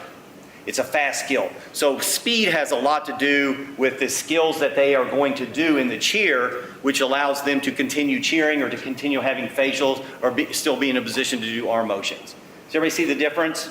So you're looking for practicality of the difficulty. The other thing that's really important for you all as officials in this 5 points, it does not go off of that difficulty grid that's used in the music. It's not their 3 hardest things and it's super elite, blah, blah, blah. It's what they are doing and you assign them points, okay? So as an example, a coach asked me, She goes, I have one stunt group that can full up, and it's really good. None of my other ones can. Should I put that in the cheer? I go, well, depending on how you put it in there, yeah. I mean, because there's no grid that tells me there has to be 3 of them, or the whole squad has to do it for it to count. There's just 5 points for difficulty. So a full-up is a good practical skill to use. It's fast. It ends usually facing forward. So a lot of times you can full up with palms in your hand. Okay, then once you're up, you're able to do motions, etc. So full-ups are a good one to use in cheers to increase difficulty while keeping all the other stuff equal, where I'm still able to get those other points. Okay, so don't get stuck on, I need to see 3 of this, and where's the super elite, and that's color purple, and blah, blah, blah, and you go through all that stuff. That's not what this 5 points of difficulty is about. It's about a comparison of what they are doing and a comparison to the other teams on what they're doing. It just gives you 5 points to reward those teams that are technically sound enough to do harder skills and still have their cheer be presented in the way the cheer points are being asked for. Okay, does that make sense for everybody? So we've probably talked about most of this. Single base skills are also a good way to increase difficulty in a cheer. Okay, especially for callback cheers, if you've got like 5 or 6 letters in your school and you want to do a spell out, boom, single base extensions with the signs gives you more tops to work with more signs. Again, body positions that face forward are in general more practical. Okay, because you have the eye contact and you're able to project forward towards the crowd with whatever words you're saying. Again, it's not saying you have to do callbacks, and it's not saying you can't do performance. It's talking about the skills you're doing and can you do all the other things that are being asked for within the cheer. Spinning in and out, again, rewind down or corkscrew down, those type of things, good types of dismounts, helps you add difficulty as well. We already talked about inversions. Some of the body positions, especially the side-facing ones, are not real practical, like arabesque or scorpion. You can't even clap in them.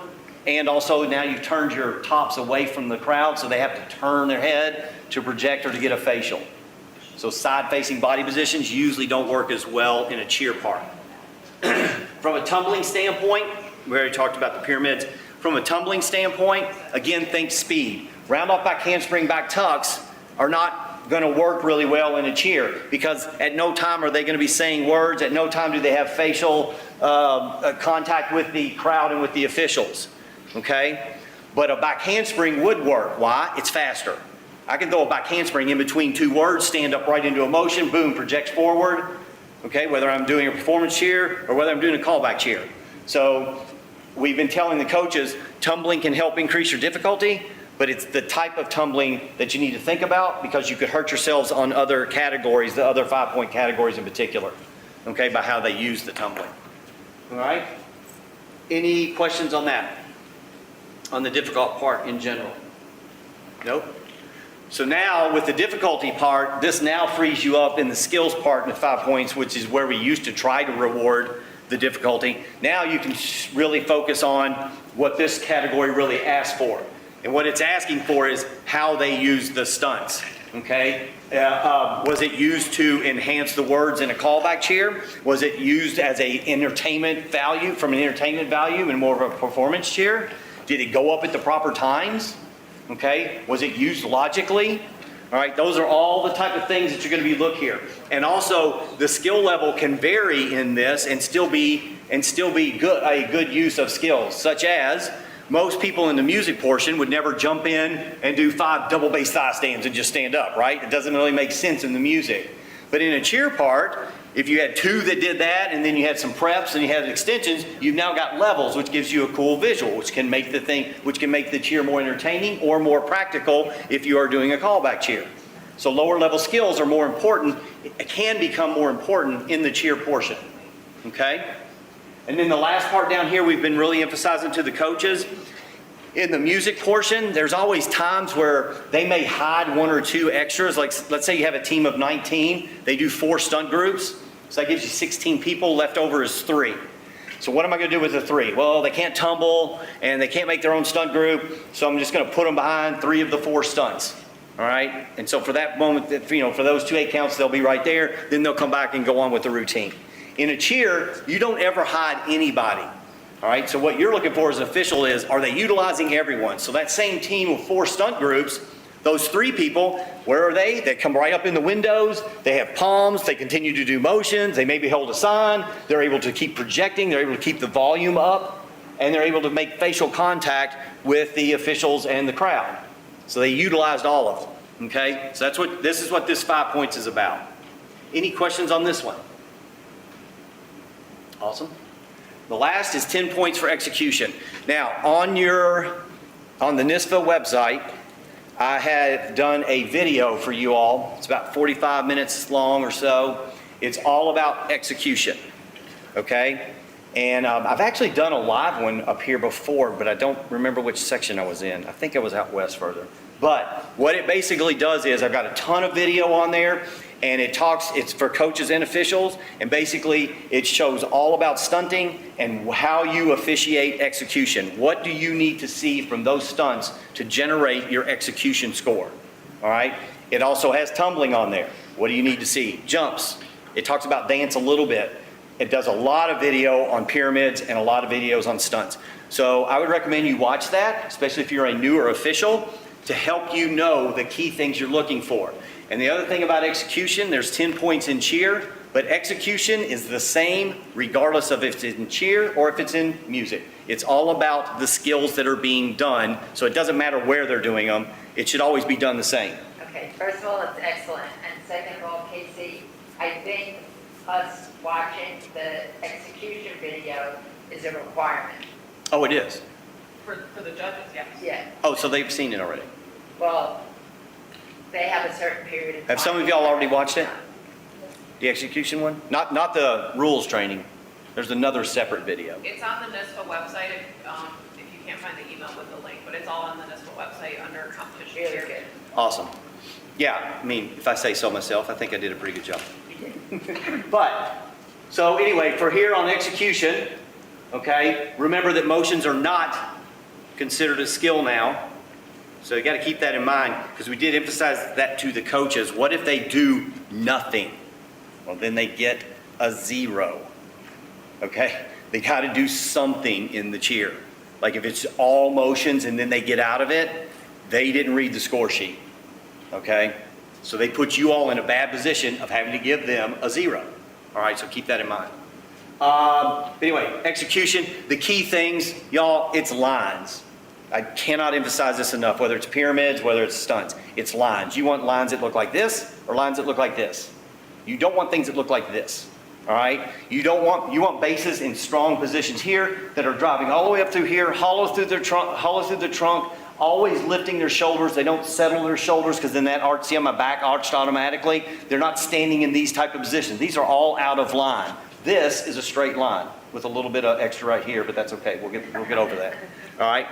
But that's the key thing about execution, lines. You're looking for the bases in close together, always driving up through here, always giving resistance even when they lower, like bump downs, things like that, corkscrew down. They're always giving resistance as it comes down so it's under control. Okay? Tops, you're looking for, again, always lifting up even when they're being lowered. Okay, or if they're being popped for a cradle, a lot of times they start dropping their shoulders because they're reaching down. You don't want to see that. You want to see them always lifting up. Good lines through here, and then depending on body positions, the flexibility required to do those body positions. Okay, that's in a nutshell what it is. Again, that video will break it down even further and give you specific examples and different skills as well. Okay, synchronization and spacing is also execution. So in spacing is more like in pyramids. If you see them go up, they go to do a pyramid and they overlap like this, okay? Or they're trying to reach for the hitch and they're doing this. That means their spacing is not good between these 3 or 4 stunts that are trying to make the pyramid. That's an execution issue, okay? And again, all of this is specific to cheer, but it all applies to what Medea's getting ready to talk about with music as well, okay? Any questions on this part? So remember that the cheer needs to be fun, exciting. It can be a callback cheer. It can be a performance cheer. It just has to answer all the questions or the requirements that are being shown on the score sheet to get the cheer points. Okay? And everybody's favorite slide, the blank one. Means it's over. All right. Any questions at all about cheer? I just want to emphasize one more time, and I've been telling all the coaches, the score sheet does not require you to do a certain style. And actually, we've been telling the coaches, we've noticed that some of them, let's say teams that, especially teams that maybe like performance, they think they have to do this callback piece. So the first 10 seconds, they do it real quick. You say blue on 3, 1, 2, 3, blue. Dun, dun, dun, dun, dun, and then they speed up and they change their pace. We don't want them doing that. They don't have to do that to hit the requirements of this score sheet, okay? We've been emphasizing to them, look at what it's asking. If your style is answering that, then your cheer's good to go, okay? And that's how you all as officials need to keep that in mind. Don't let one style or another, or your like or dislike for one style or another, influence how you score this. You have to score it how it's being asked for on the score sheet, okay? No questions? Awesome, I'm gonna turn it over to Medea. Hello. Sorry, my little notes here, so I'm not constantly looking backwards. All right. So, let's get started on the music section of the score sheet. So, the goal of the music section, the music score sheet is this: execution first, which in turn creates a safer environment for our athletes. And there has also been a new assignment of points based on what the expectation is of these athletes in their routine, which we're gonna go over now in the overview. So, building skills are now 50 points of the 70 points of the music score sheet. So what that means, and I'm gonna break this down further once I go into partner stunts and pyramids, difficulty on both is 10 points. Execution on both is now 15 points. Next up are your jumps, and new for this season, jumps are 5 points total, where the judges, you guys, are primarily scoring the execution. So once they do whatever the requirement is, you'll know where to start their difficulty score, and then based on how well they execute that, you will then slide the score down from that point. So for example, and I'll go into this more once we get to the jump slide, if the full team does 2 connected jumps with variety, so the stipulations here is variety, connected, 2 jumps, full team, they start at a 5.0. The only thing now you're looking at that would lower that score is the execution of the jumps. Or if they take an athlete or 2 out, you would start at that 4.9 or that 4.8. If only half the team does it, you only get half that score, which is 2.5 as your starting point, and you lower from there. But I'll get into that in a little bit more when we get to the jump slide. Tumbling is 10 points. You have 5 points for execution. 5 points is the combined difficulty of all the tumbling skills that they perform in their routine. Standing, running, whatever it is. Also new this year, dance is now 5 points, not 10 points. Why? Well, most of the time you're only seeing 2 to 4 8 counts typically, maybe 5 8 counts of dance, but that's such a smaller portion of the routine than what 10 points was actually giving you guys. And being such a subjective score, it makes more sense for dance to now be a 5-point category. And then each pair of officials, so your cheer judges and my music section judges, will each have their 5-point overall category. Now, for those explanation of point changes, which I just covered a little bit, jumps, the percentage of total points that you guys were giving for jumps and what you were having and expected to do by watching all the different combinations and where to put them and how to slide them within their range, that was a lot of expectation for sometimes only 2 8 counts total in a routine. So now the way that jumps are being broken down at 5 points, with difficulty being set based on what they actually do and you only scoring execution, the percentage of points actually makes more sense for the percentage of jumps being performed throughout the routine. The points change for dance, I explained earlier, the exact same thing. Fewer 8 counts, fewer points. Should not equal the same amount of points that the building difficulty, the stunt difficulty, or the pyramid difficulty is when you're not doing as many 8 counts, typically in dance.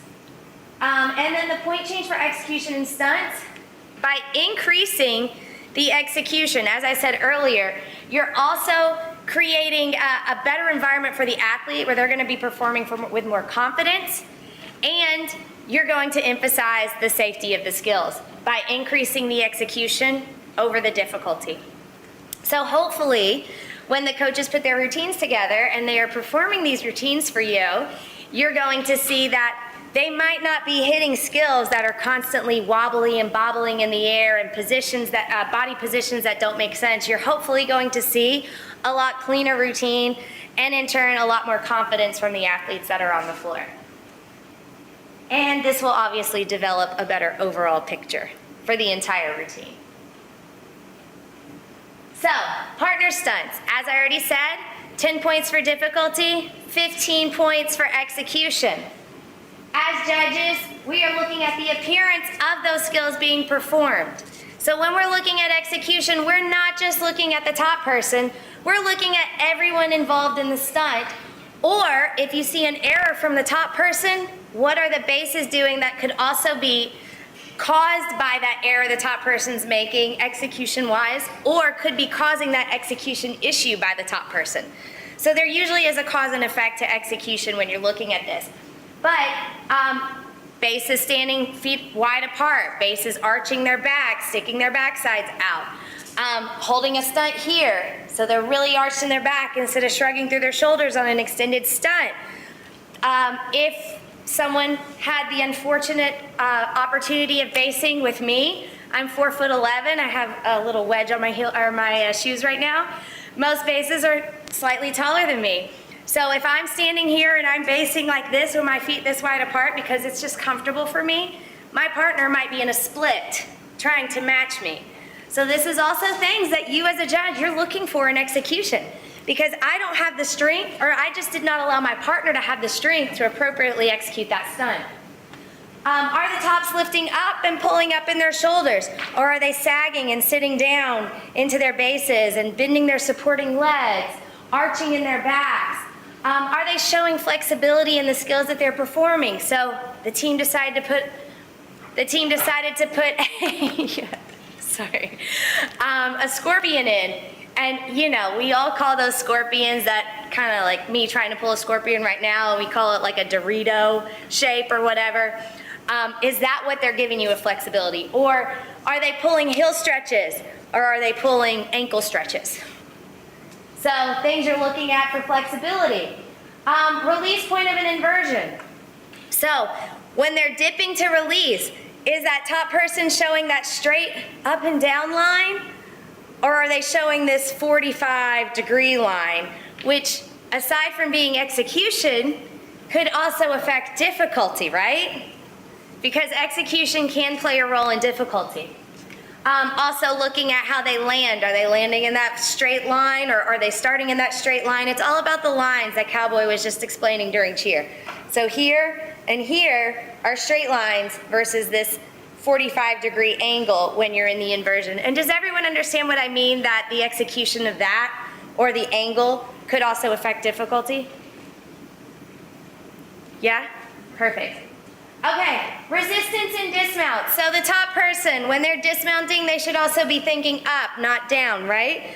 By offering that dismount, you're going to help slow and control the dismounts, which are execution issues, which could also affect timing. Are the tops catching themselves in their hands? Are they landing in a proper piked cradle position, or are they landing sprawled out, flat on their backs? Are the bases catching up nice and high and absorbing that weight into that cradle, or are they waiting for the bricks to be dropped off the ceiling when they're catching? All things you're looking for when you're looking at execution. You want to see skills, obviously, that look good, that are clean by the athletes, that create this confidence in their performance, and that are safe for the athletes, and synchronization from beginning to end, from the moment they load. You know, we all have seen those teams that load in, double dip before they go up, and then you got this little effect here with the stunt groups going up. That's an execution error. Any questions so far? Here's how you're going to score execution. So above average, hopefully most teams are going to fall into this range, which is your 10 points to your 15 points. And that's because they're going to have listened to what we explained earlier, and they're going to put in stunts that their team can perform and can execute. But to get into this 10 to 15 point range, you're looking for most stunt groups to have proper perfection in the technique of their skills, and that's from the bases as well as the top. So when you're thinking of this, we'll give you an easy whole number to think of. There's 4 stunt groups. They perform 5 stunts each. So how many stunts total? 20, basic math here. So we have 20 stunts being performed. If only one group does something wrong on this, but 19 of the other stunts are meeting all these requirements, they should be in this range. Don't let one thing affect majorly what drops the score. All tops perform the same skill in the air. I'll use the scorpion again. So they have those 4 stunt groups up, and 2 of them are, they all perform a true scorpion. It's not a needle, it's not a Dorito, it's a true scorpion. Or that heel stretch. They all have the same level of flexibility. It's not grabbing at the ankles and leaning over to hold the leg. It's kicking straight up, everything. That's what this is looking for. Most stunt groups show extended flexibility. We just went over that too. Limited to no movement from the bases. Those of you who have heard me give a speech on execution, I call the bases tap dancers because they're shuffling underneath the stunt. They need to be grounded, their feet planted into the ground when they're basing. Limited pressing of inverted skills. So this is released skills. They're releasing, they're catching here, and you don't know, is this supposed to be a prep and they just caught it high and they're settling, or is this supposed to be pressing up nice and slow up to the extended position? Also, that right there could affect difficulty if we don't know where it's caught. If it was intended to be caught at an extension, you're not the person to make assumptions that it was supposed to be caught there. If it's caught here, it's caught here. It's not caught here. Limited bobbles, balance checks, and notice it says limited to no falls. So there's 20 stunts being performed. One of the 20 stunts falls. Could they still score in the 10 to 15 range? Absolutely. Maybe not 15. They do every single thing great on here. So 4 stunt groups, 3 of them hit all 5 stunts with perfection. But 1 stunt falls in one of those sequences. Could they still be in that 10 to 15 range? 100%. Would they be at a 15? Maybe not, because that fall will affect their score in execution as well. But they could absolutely still be mid to high end of this score. Does that make sense? Okay. Now I just said they met all these other requirements. All 4 stunt groups, 5 stunts, so there's 20 stunts total. They met all these other requirements, but 1 stunt fell. 100% could be in this. No questions asked. The next range is your average, and that's 5 points to 10 points. So now we're looking at the mistakes. More mistakes are accumulating in that group of 4 with 20 stunts total. Limited stunt groups are showing proper technique from the bases. So limited are showing good technique versus limited are showing any mistakes at all. All tops have flexibility issues and are unable to perform the same skill in the air. So some are hitting a Dorito, some are hitting a scorpion, and you got that one pretty needle right in the center. That's a bunch of different body positions. Or the arabesque, and for flexibility, nobody can get that arabesque held at a 90-degree or higher because they don't have the back flexibility. That's an execution with limited stunt groups showing extended flexibility. Excessive movement from the bases. You got the whole tap dancing team underneath them. They're moving half panel over to line, back and forth, just trying to control the stunt. Keep it up. So you got a lot of tap dancing happening. Excessive pressing of inverted stunts. All 4 groups were intended to do an extension. We don't know that because all 4 groups caught here and the bases are doing this to try and get it up. Numerous bobbles, numerous balance checks. So basically, the top girl has misunderstood that blue floor for a swimming pool, and they got their arms doing all of this stuff in the air. And major falls or falls and numerous bobbles. So more than just limited, you've got falls happening throughout the stunt sequence. Now, I'm gonna give you another example. That 20 does everything we saw on the above average score, but one stunt group falls 3 times. Is that necessarily going to put them into this range? It might put them on the edge, but if everything else being performed is done with perfection and execution, why should that one stunt group bring that entire score down here? Because you're also going to affect their overall score. They're also getting deductions, but everybody else did their job. Everything else was good. So why are we gonna drop them all the way down to a 5, 6, or 7 if everything else performed was with perfection and execution? Does that make sense? Okay, now, on the flip side, that one stunt group falls numerous times, and they're hitting a lot of these bullet points in average execution, then of course, you're gonna have them in that 5 to 10 range. But you as the judge need to be tracking the execution as well and making sure that you're comparing what's actually happening execution-wise and that you're not overly deducting a team in their execution, bringing them here when another team who maybe only had 1 fall, but their execution was not as strong as this team where one stunt group fell multiple times, and you're not using just that fall to dictate where you're scoring. Are we good with that? Can I just ask a question real quick? Sure. Sorry. So, it was between this one and this one, and my math isn't so great, so I just want to confirm. You were saying 5 stunt groups, right? So when you. Well, I was saying 4 stunt groups did 5 different stunts, so there's 20 Okay, total. 4 stunt groups. So in the above average, you said one group, looks like an average person, so you keep them there. But what if it's like the same 2 stunt groups? What if it's like half? Then you're like right at a 10-ish. What if 2 groups are doing that and 2 groups are performing the above average? Because the example you gave was just 1, so now you're at 3 to 1 as opposed to 2 to 2. So what I was giving you as an example in above average is you had 4 groups, they do 5 stunts, there's 20 stunts total being performed.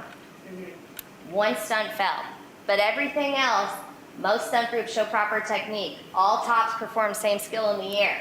Most stunt groups are showing flexibility, limited to no movement from bases. Everybody else is meeting all of this, then why is that one fall should not be dropping them significantly? So there's no reason, if everything else here is being met, that they should be dropping down. No, You just have to read the key words. Right. Most, all. The most is what throws me off, right? You have most and you have all. So when you have 4 and there's 2, that makes it more than most. I don't want to take up too much time from everybody, but I'm just mathematically. Don't think mathematically when you think of execution. Don't be so rigid that you're sitting here counting every single thing that's being done as far as the number of skills.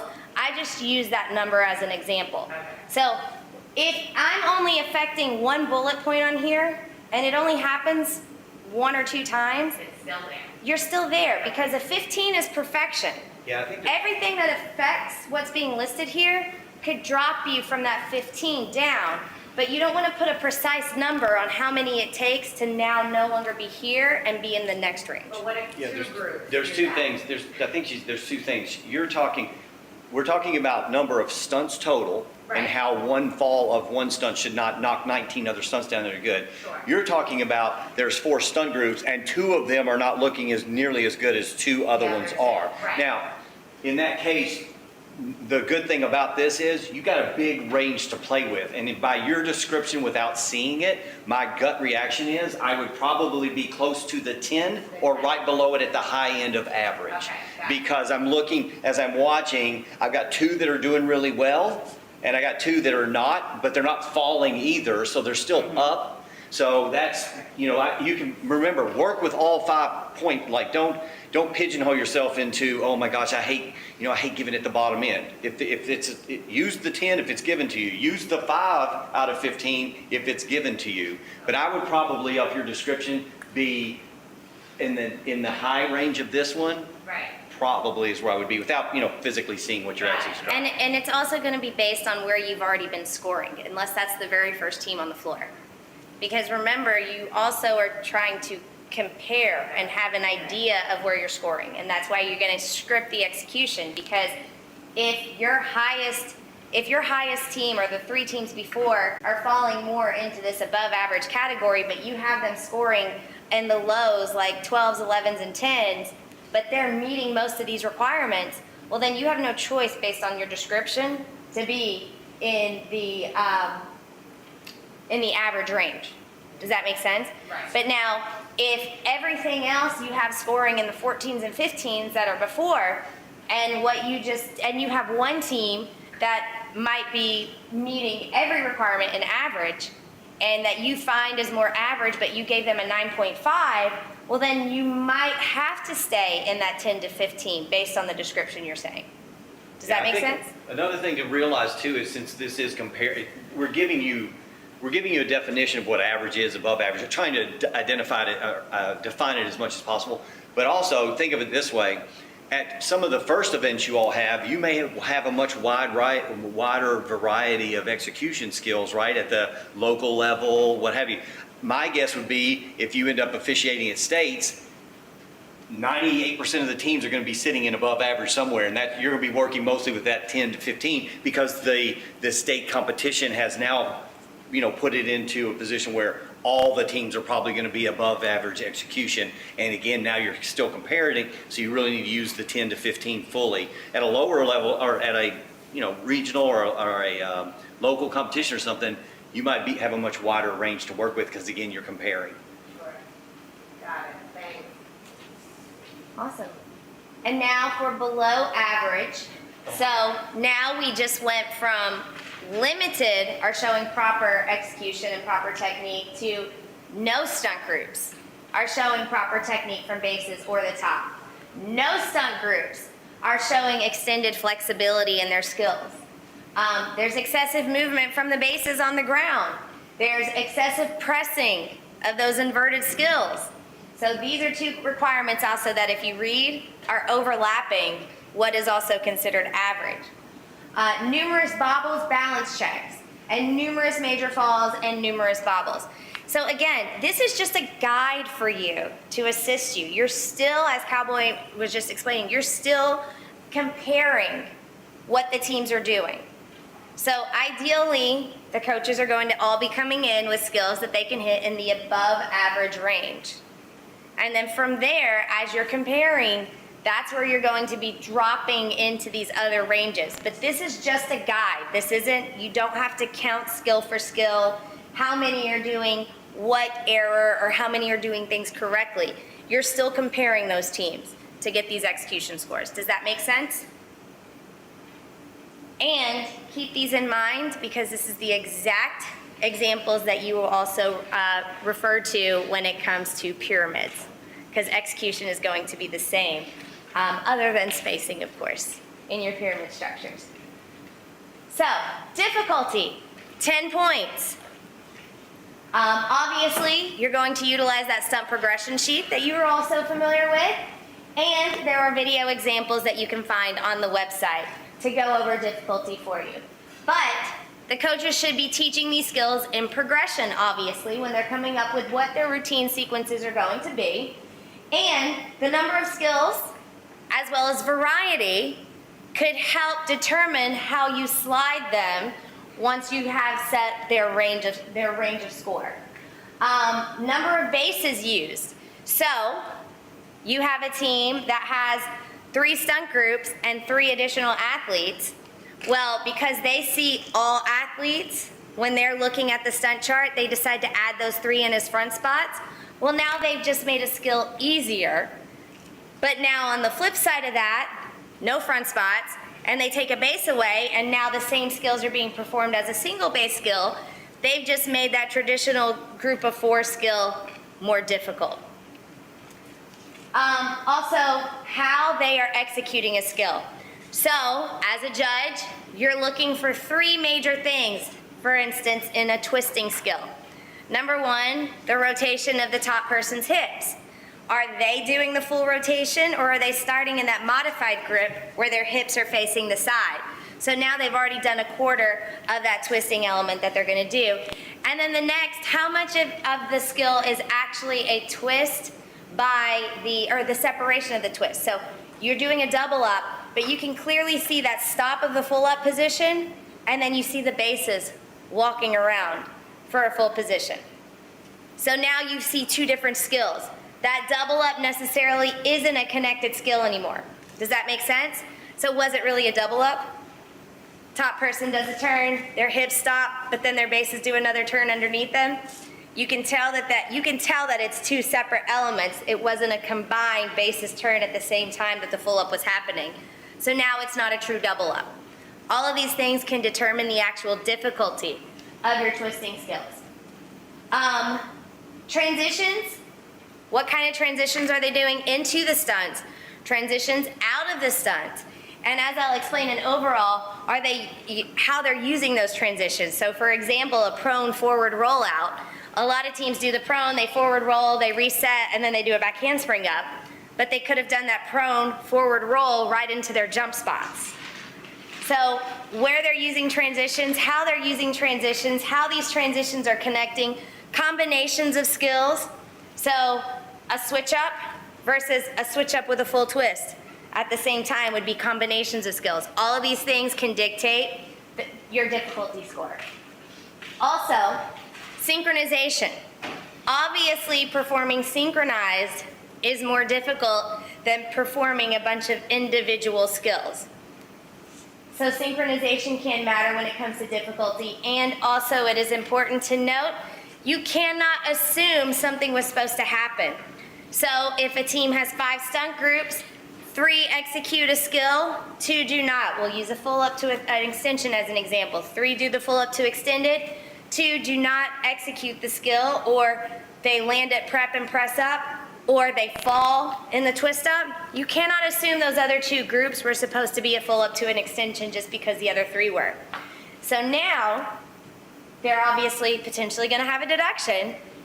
It's affecting the execution, and how a skill is executed, as I'm stating here, will come into play when it comes to determining a difficulty score. So here we go. Sliding those difficulty scores. Here is your stunt group totals for majority, and here's your stunt group totals for full team.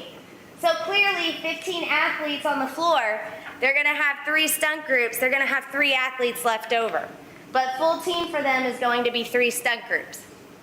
What you are looking for your suggested range, is the hardest 3 skills performed by full team. So that does not mean that those 3 have to be involved in that stunt, because full team for a team of 15 is only 3 stunt groups. So 3 stunt groups, the hardest stunt that is performed, the 3 hardest stunts, is where you're going to start their score, their difficulty score. Anything in addition to that would slide that score. So if they do 5 skills total, those 2 additional skills could slide that score. If they remove a base, that could slide that score. Because remember also, progression sheets are not all inclusive of skills. So there could be modifications and interpretations to the skills that are listed on the progression sheet. You have something to add? So a couple things to note this year. You'll notice that they got rid of the table for single base skills. They're only requiring for full team these numbers that are listed on this chart. It doesn't matter if they do double base skills or single base skills. That's reflected in the skill progression.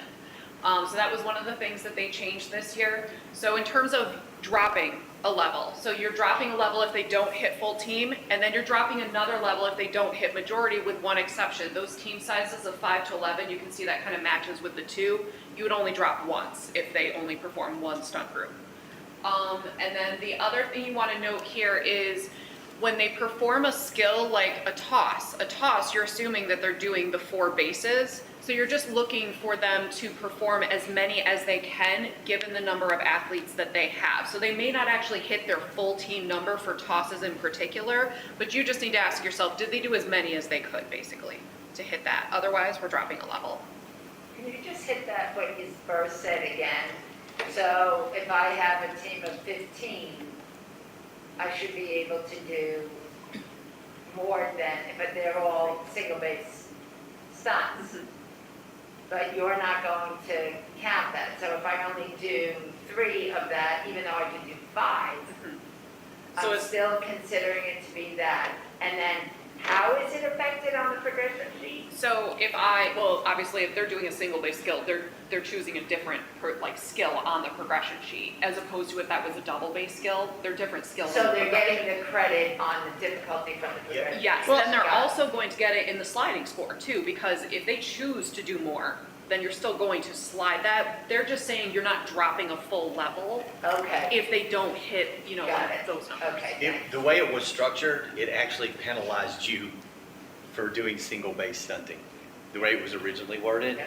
Because if you had 16 people on your team, that's 4 stunt groups, right? But I could do 5 with Yeah. single base. Well, the way it was originally worded, if I didn't do 5, if I only did 4, I got dropped a level, even though I did 4 single base, you did 4 double base, I did the harder skill, and I'm getting dropped a level. So that was taken out, and so the double base numbers are the ones being used. The single bases only increase your difficulty. Yeah, and you're just That was affecting what I that was about to sliding add. score if you choose to do more. Yep. So, just to recap, you're looking for traditional groups of 4 when you're coming up with the score for full group. And anything, as we covered on the previous slide, such as reducing the number of bases, and the actual difficulty, the synchronization, all of those things will then account for sliding in addition to the additional skills that they perform. Any other questions on difficulty? One thing I forgot to mention too that was different from the past, we used to have to pay attention to how many groups had extra bases. Now it's just, if any group is using an extra base, they didn't hit their full team number, so they're going to drop a level for using an extra base. So you're looking for traditional groups of 4 to get that score. So here you go. Here is the expanded overlapping scores for your difficulty. And I think all of this is already available on your website too, right? Yep, this is all on the NYSPHSAA website. Perfect. So as you can see, and one of the examples I gave the coaches earlier is, let's just say that a team does all 3 skills that are super elite for their main skills, and then they did single base as their additional skills or something to slide their score. But you chose to put them at a 9.3. Let's just say you did that, even though there's more points available now to utilize in that range. The next team comes out, they do the same 3 skills, but whatever else they do that might potentially slide their difficulty score is now less than what that other team did that you put at the 9.3, and you have no choice but to at least go down to like a 9.2. That's why these are called suggested ranges. But keep in mind now that there's more open area, more points that you can allot for teams, so utilize that whole range. You know, you may not go out with the very first team on the floor and give them a 10, but when you're judging, you always need to ask yourself, what else should I expect from that team in 2.5 minutes? Because it should be very possible to give out 10s. Any questions here? These ranges should make it the changes should make it a lot easier for you all, to get your teams in proper place and to reward the higher level teams. because you've got more numbers to work with. Your all's former range was very constricted, very tiny. You didn't have nearly as much room to move around as you do now. So it should actually help you all as you're going through your judging season. And again, back to that expectation to get the highest score you can possibly get. You cannot expect in 2.5 minute routines with everything else that these teams are required to do, for them to do a skill of every single type at the highest level in your mind on that progression sheet. So an inverted skill, a twisting skill, a released skill, a single-based co-ed style skill.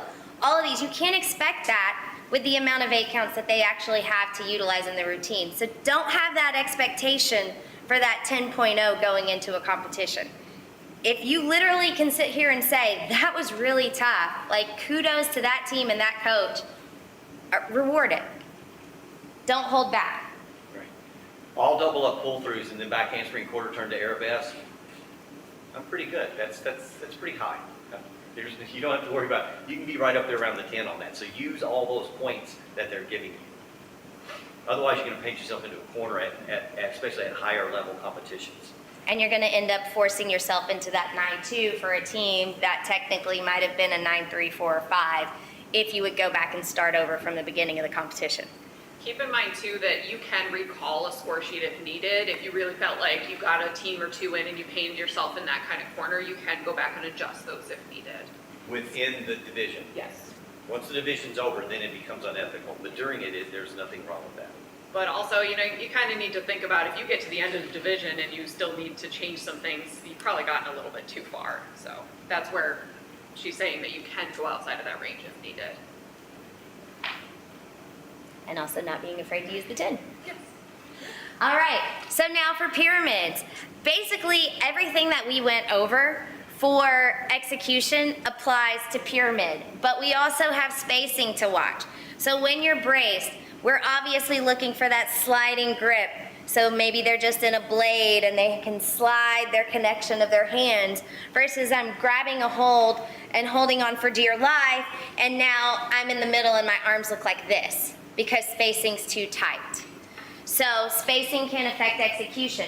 Also, when it comes to what is connected and what becomes a pyramid, you need to think of it like this. If they connect before the skill starts, if they're connecting during the skill, if they land the skill and connect, those are all ways to connect and become a pyramid. Obviously, if they land the skill, they hit their hips first, and then they go to connect, and they've been standing up there for 5 or 6 seconds, it's not a pyramid, because they just did a stunt, and now they're connecting and they're beginning their pyramid at that point. Does that make sense? Perfect.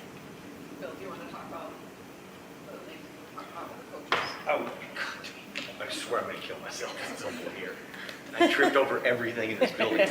Yeah, just as an example to what she was just talking about, we had some questions about that, you know, because New York is requiring, you've got to make a connection for the pyramid to exist, okay? So as an example, a stunt group is next to the brace group. They go up, they go low to high, tick-tock, absorb, full around to the clean, and then overlap. That whole sequence would be counted in that pyramid. It was continuously moving, it never stopped, but let's say they did low to high tick-tock, base turns, 2 counts, dips, 2 counts, high to high full around, overlap. The high to high full around would then be the pyramid stunt that would count. Does everybody see the difference between the two? It's the number of counts in between. So if you're pretty much going continuous, you got pump and goes going on, 2 counts, whatever, you know, I spin to the front, 7, 8, 1, that's fine, okay? But 7, 8, 1, 2, 3, that's not fine. Does everybody see that? So just kind of remember, if it's continually moving, count the whole skill as part of their pyramid, but it's got to be continually moving in and out of those skills and then go to the overlap because of your all's requiring it. For the most part, as a judge, if you question whether or not something they did was a standalone stunt, it very possibly is a standalone stunt, if that makes sense. All right, so let's go into difficulty. With difficulty, You are looking for, obviously, the types of transitions that they're doing, the types of skills they're doing, the types of structures they're doing, but you're looking for using their entire team and how many of those groups that would be considered full team. So if we're 15 and that's 3 stunt groups, how many of those groups could actually hit those structures?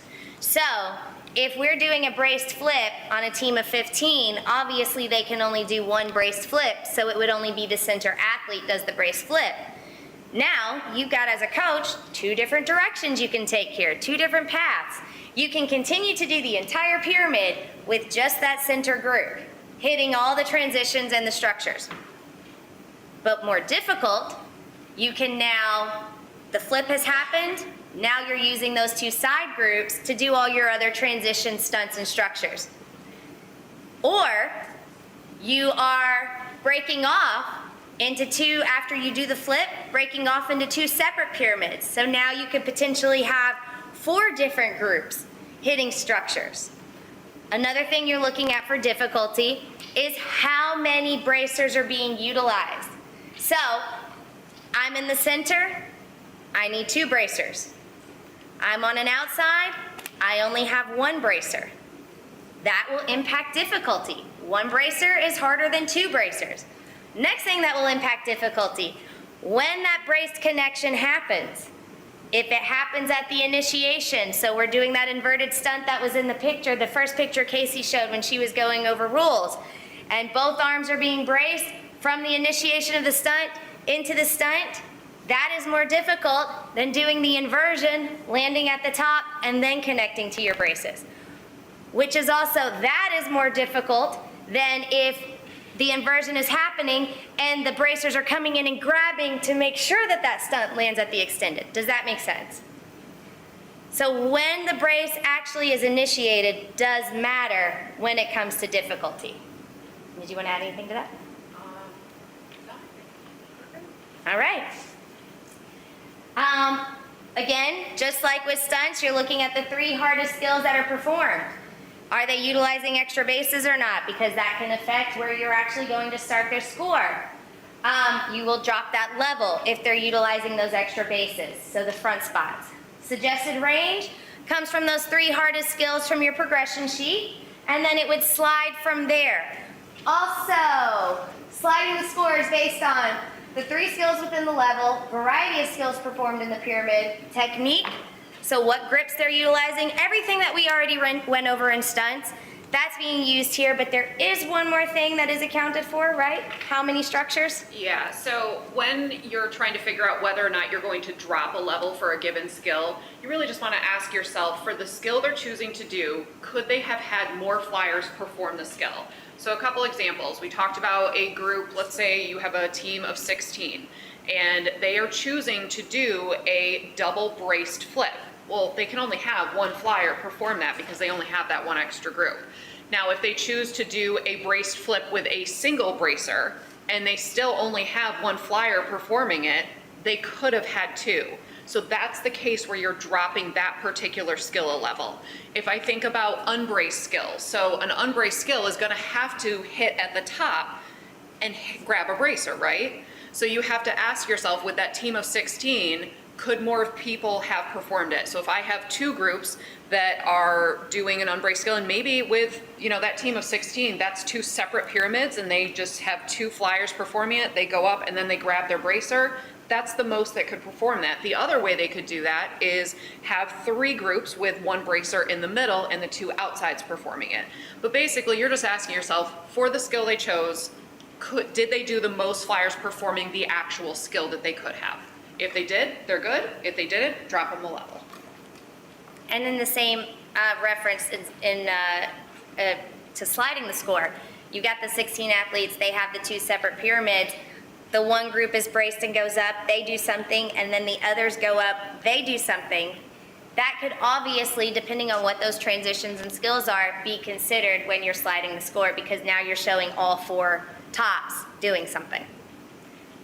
All right, so we, sure. So the team does an elite skill, and they could have done more than one of them. you're making that still an investment. Yes, dropping a level. Yep. All right, good question. So, moving on to jumps and the change for jumps, and I kind of explained this already, but when it comes to jumps, to start the score, it is based on how many athletes are participating, what they are doing, so they must have variety, they must have 2 connected jumps, so a toe touch, a pike, a right, left hurdler, a hurdler, pike, whatever, as long as it's variety and they are connected. And if they're done by the full team, the difficulty starts at a 5.0. The score will then come down from there based on the execution of the jumps. If they have 1 athlete out or 2 athletes out, you're looking at the 4.9 or the 4.8. In some cases, the coach would be smart to take a few of those athletes out and start there because it might not impact their execution scores as much. Now, if half the team does the jumps, the combo with variety, the connected jumps with variety, you start at the 2.5 and the score comes down. Here's where you will get a 0. You do a single toe touch, you do a double toe touch, you do a double left hurdler, you do a double pike, anything that is without variety, so 1 jump is performed, it's a 0. Keep it moving. All right? Things you're looking for in execution for jumps. You're looking at arm placement. You're looking at prep. You're looking at the leg placement in the jumps. Are their toe touches here? Are they opening and rotating their hips back? The height of their legs in the jumps. Are their feet together in a pike jump? Are they hitting the same angle in their hurdler jumps? Is their knee in the same place? Is it down? Is it open? The overall height of the jumps. Are they snapping their feet together between jumps and on the landing of that last jump? All things that could compile together to affect execution. Jumps are pretty simple, right? Yes? What if they do 2 jumps, variety, not connected? That's still a 0, or is that different something? 0. It has to be connected. Okay. Good question. The connection should be immediate, correct? Yes. Absorb and go. We do see a little bit of, Not the prep, Right. jump, prep, jump, like immediate 2 jumps. yep, okay. All right, tumbling, 5 points for execution. Execution, you're looking at things like not blocking off the floor in a back handspring, pulling your knees apart in the tuck, rotating too low in the tuck so that everyone has to step forward in the landing, piking over significantly in pikes, feet crossing at the full, landing with your chest down. Any of these things, we all know what execution for tumbling is, right? Synchronization, because when it comes to difficulty, synchronization does matter. So, the way I like to look at scoring difficulty for tumbling is this. You all know that chart that you guys have for scoring, where you have your basic, your intermediate, and then your advanced. First thing you're looking for when you're coming to starting, your score's starting point is what was the largest group skill that was performed. So if my largest group skill is a standing back handspring, where should my score start? Intermediate. Intermediate is all back handspring skills. Whatever combination of back handspring you do, from walkover, run off to back handspring. Any of those, you're in that intermediate range. Now, from there, anything additional that I do in small groups could slide my score. Individual passes would only be considered when you're thinking apples to apples. They can slide your score, but they're not going to give a significant slide. So for example, a team of 16, they do full team toe touch back handspring. Well, it doesn't affect the jump other than execution, right? It could have been an additional jump. It could have been their double jump. Still doesn't affect their jump difficulty. Only effect it could have is execution. But it could slide that score for that. It's harder than a standing back handspring because now you added a jump, but within that intermediate range. But then I have 1 full across the floor. Should that jump me all the way up on a team of 16 to the advanced tumbling range? No. So small groups matter because synchronization helps boost difficulty. Forward roll, team forward rolls, and then they come out and they do 3 synchronized fulls. Well, those 3 synchronized fulls now can obviously boost your score, because a forward roll by small groups transitioning is one thing. Doing it by the full team, it's not going to put you at the highest of basic, obviously, because that's your front walkovers, your back walkovers, skills like that. But it's going to, you know, let's just say 0.5 or 0.7 as an example. Then you come out with 3 fulls. Well, could those 3 fulls pull you into that intermediate range? Yeah, they could, depending on comparing everything else that's being performed. Does that make sense? Okay, any I have a question. Sure. Let's say we have a team of 13. Uh-huh, We have 6 back handsprings. okay. At one point, those 6 girls in back handspring, do you start there? Or if I have that team, 6 do back handspring, but at some other point, they all do forward rolls. What's the difference? I'm starting forward rolls here. This is exactly what we talked about. Yeah, so it's good, like the majority of them have a forward roll, but then the other team just did the 6 back handspring with them. So you've scripted all skills. Okay. One team has full team forward rolls and 6 back handsprings. One team has 6 back handsprings and doesn't do anything else with full team. So your starting points are always at a 0, right? You look to see what is done in the largest group when you go back to your script notes. So if the largest group was 6 back handsprings, then you're only scoring 6 back handsprings at starting from that 0. But if the largest group was forward rolls, and I just said to you, I might be a 0.5 or a 0.7, because they just showed full team. 0.7 is probably higher than I would be, but I'm just giving it as an example. Now, I'm starting at 0.5, and now sliding the score for those 6 back handsprings. Does that make sense? Also, kind of in the same family of questions here, if I have a team that does 3 layouts, and they have 3 other athletes go from a diagonal maybe, and they do 3 fulls. Well, it's assumed that 6 athletes can do a layout, because to have a full, you have to have a layout, right? Perfect. So they technically have 6 layouts. Those 3 fulls can now drive that score slightly above where the layouts would be, versus a team that came out and did 6 layouts. Make sense? Any other tumbling questions? Tumbling's my favorite, so please ask And away. that was, when you just did the 3 and the 3, that was at the same time. It doesn't necessarily have to be, because if you can prove that it was 3 different athletes, I mean, 6 Right. different athletes, so it's 3 layouts and then 3 Yeah, fulls. like ripples are a version of synchronizing something. Okay. Because if the ripples go in on 1s and 3s and 5s, then you're still synchronizing a group. Right. Synchronization doesn't mean all of them exactly at the same time. It means the same counts. So a ripple can be considered synchronized if they ripple at the correct time visually. And sometimes a ripple can be harder than full synchronized. Yeah. Just a couple things to, from an official standpoint, especially with tumbling, but some of this applies to everything. One of the key things for y'all to do is know the number of athletes that's on the floor. That is most important, because it will also help you with rules. Because if you know there's 11 kids on the floor and they start setting up for what looks like a brace flip, you know you're getting ready to see something illegal without even having to count and figure it out, because you already knew that in advance. But with tumbling, it makes it much easier for you as you move, because you'll start getting the flow, you'll know, okay, they're moving into something, I feel like tumbling's coming up. And they get into 4 little diamonds, okay?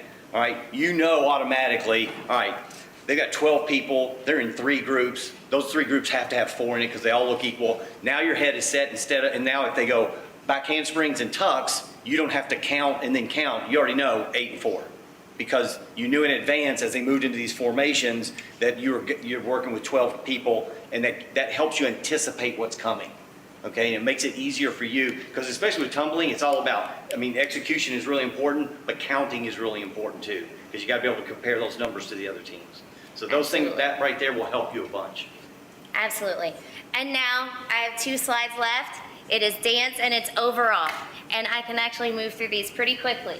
Dance, the difference here is 5 points. However, what you're actually looking at while you score is not changing. I just want you to notice that technique, sharpness, placement, timing, spacing, use of levels could fall into this category, and visual appeal are how the dance is executed. And then you have Overall choreography, use of levels and visual appeal can also fall into this category is choreography. So I listed more things as the execution of dance versus the choreography of dance. So I don't want you to use your own personal stylistic preference when you're thinking of how to score dance. You are literally scoring what is presented to you on the floor, how it's executed, and then considering the actual choreography, which is formation changes, levels changes, use of floor, use of and counts and pace changes, those things. Also, if they have it in 3 different sections and they're doing different types of dance, are they cohesive or is it 3 separate dances that make no sense together? But execution is what's going to matter when you're scoring the dance score. Now, where the number of 8 counts could play into effect here is, again, apples to apples. The dance execution-wise, choreography-wise, everything is about the same to you, but one does 5 8 counts, one does 3 8 counts. That 5 8 counts could positively impact or it could negatively impact because 5 8 counts could create exhaustion, laziness in motions, and execution errors. So that's where you take into consideration the length of dance. There's no specified, you must do this many 8 counts to score. Any dance questions? Last slide, overall. Overall, we'll have on the cheer score sheet as well as the music score sheet. For the overall category, you are looking at the execution overall throughout your section, the flow of your section. So does it look like a bunch of separate pieces choreographed separately and then put together in a routine? Or does everything transition and make sense? How they're using those transitions. So earlier I gave you the example of a prone forward roll to a back handspring up or a prone forward roll right into their next spot. Obviously, using those transitions for a valid reason and moving into another formation makes so much sense, right? Or using cartwheels, front walkovers, a tumbling skill to transition into something. What did they add choreography-wise that could have created an impact, a visual appeal or impacted the wow factor? And obviously good flow, fun transitions rather than just stopping, dismounting, cleaning, and then walking for 8 counts matters when you're looking at the overall of the routine. But most importantly, executions.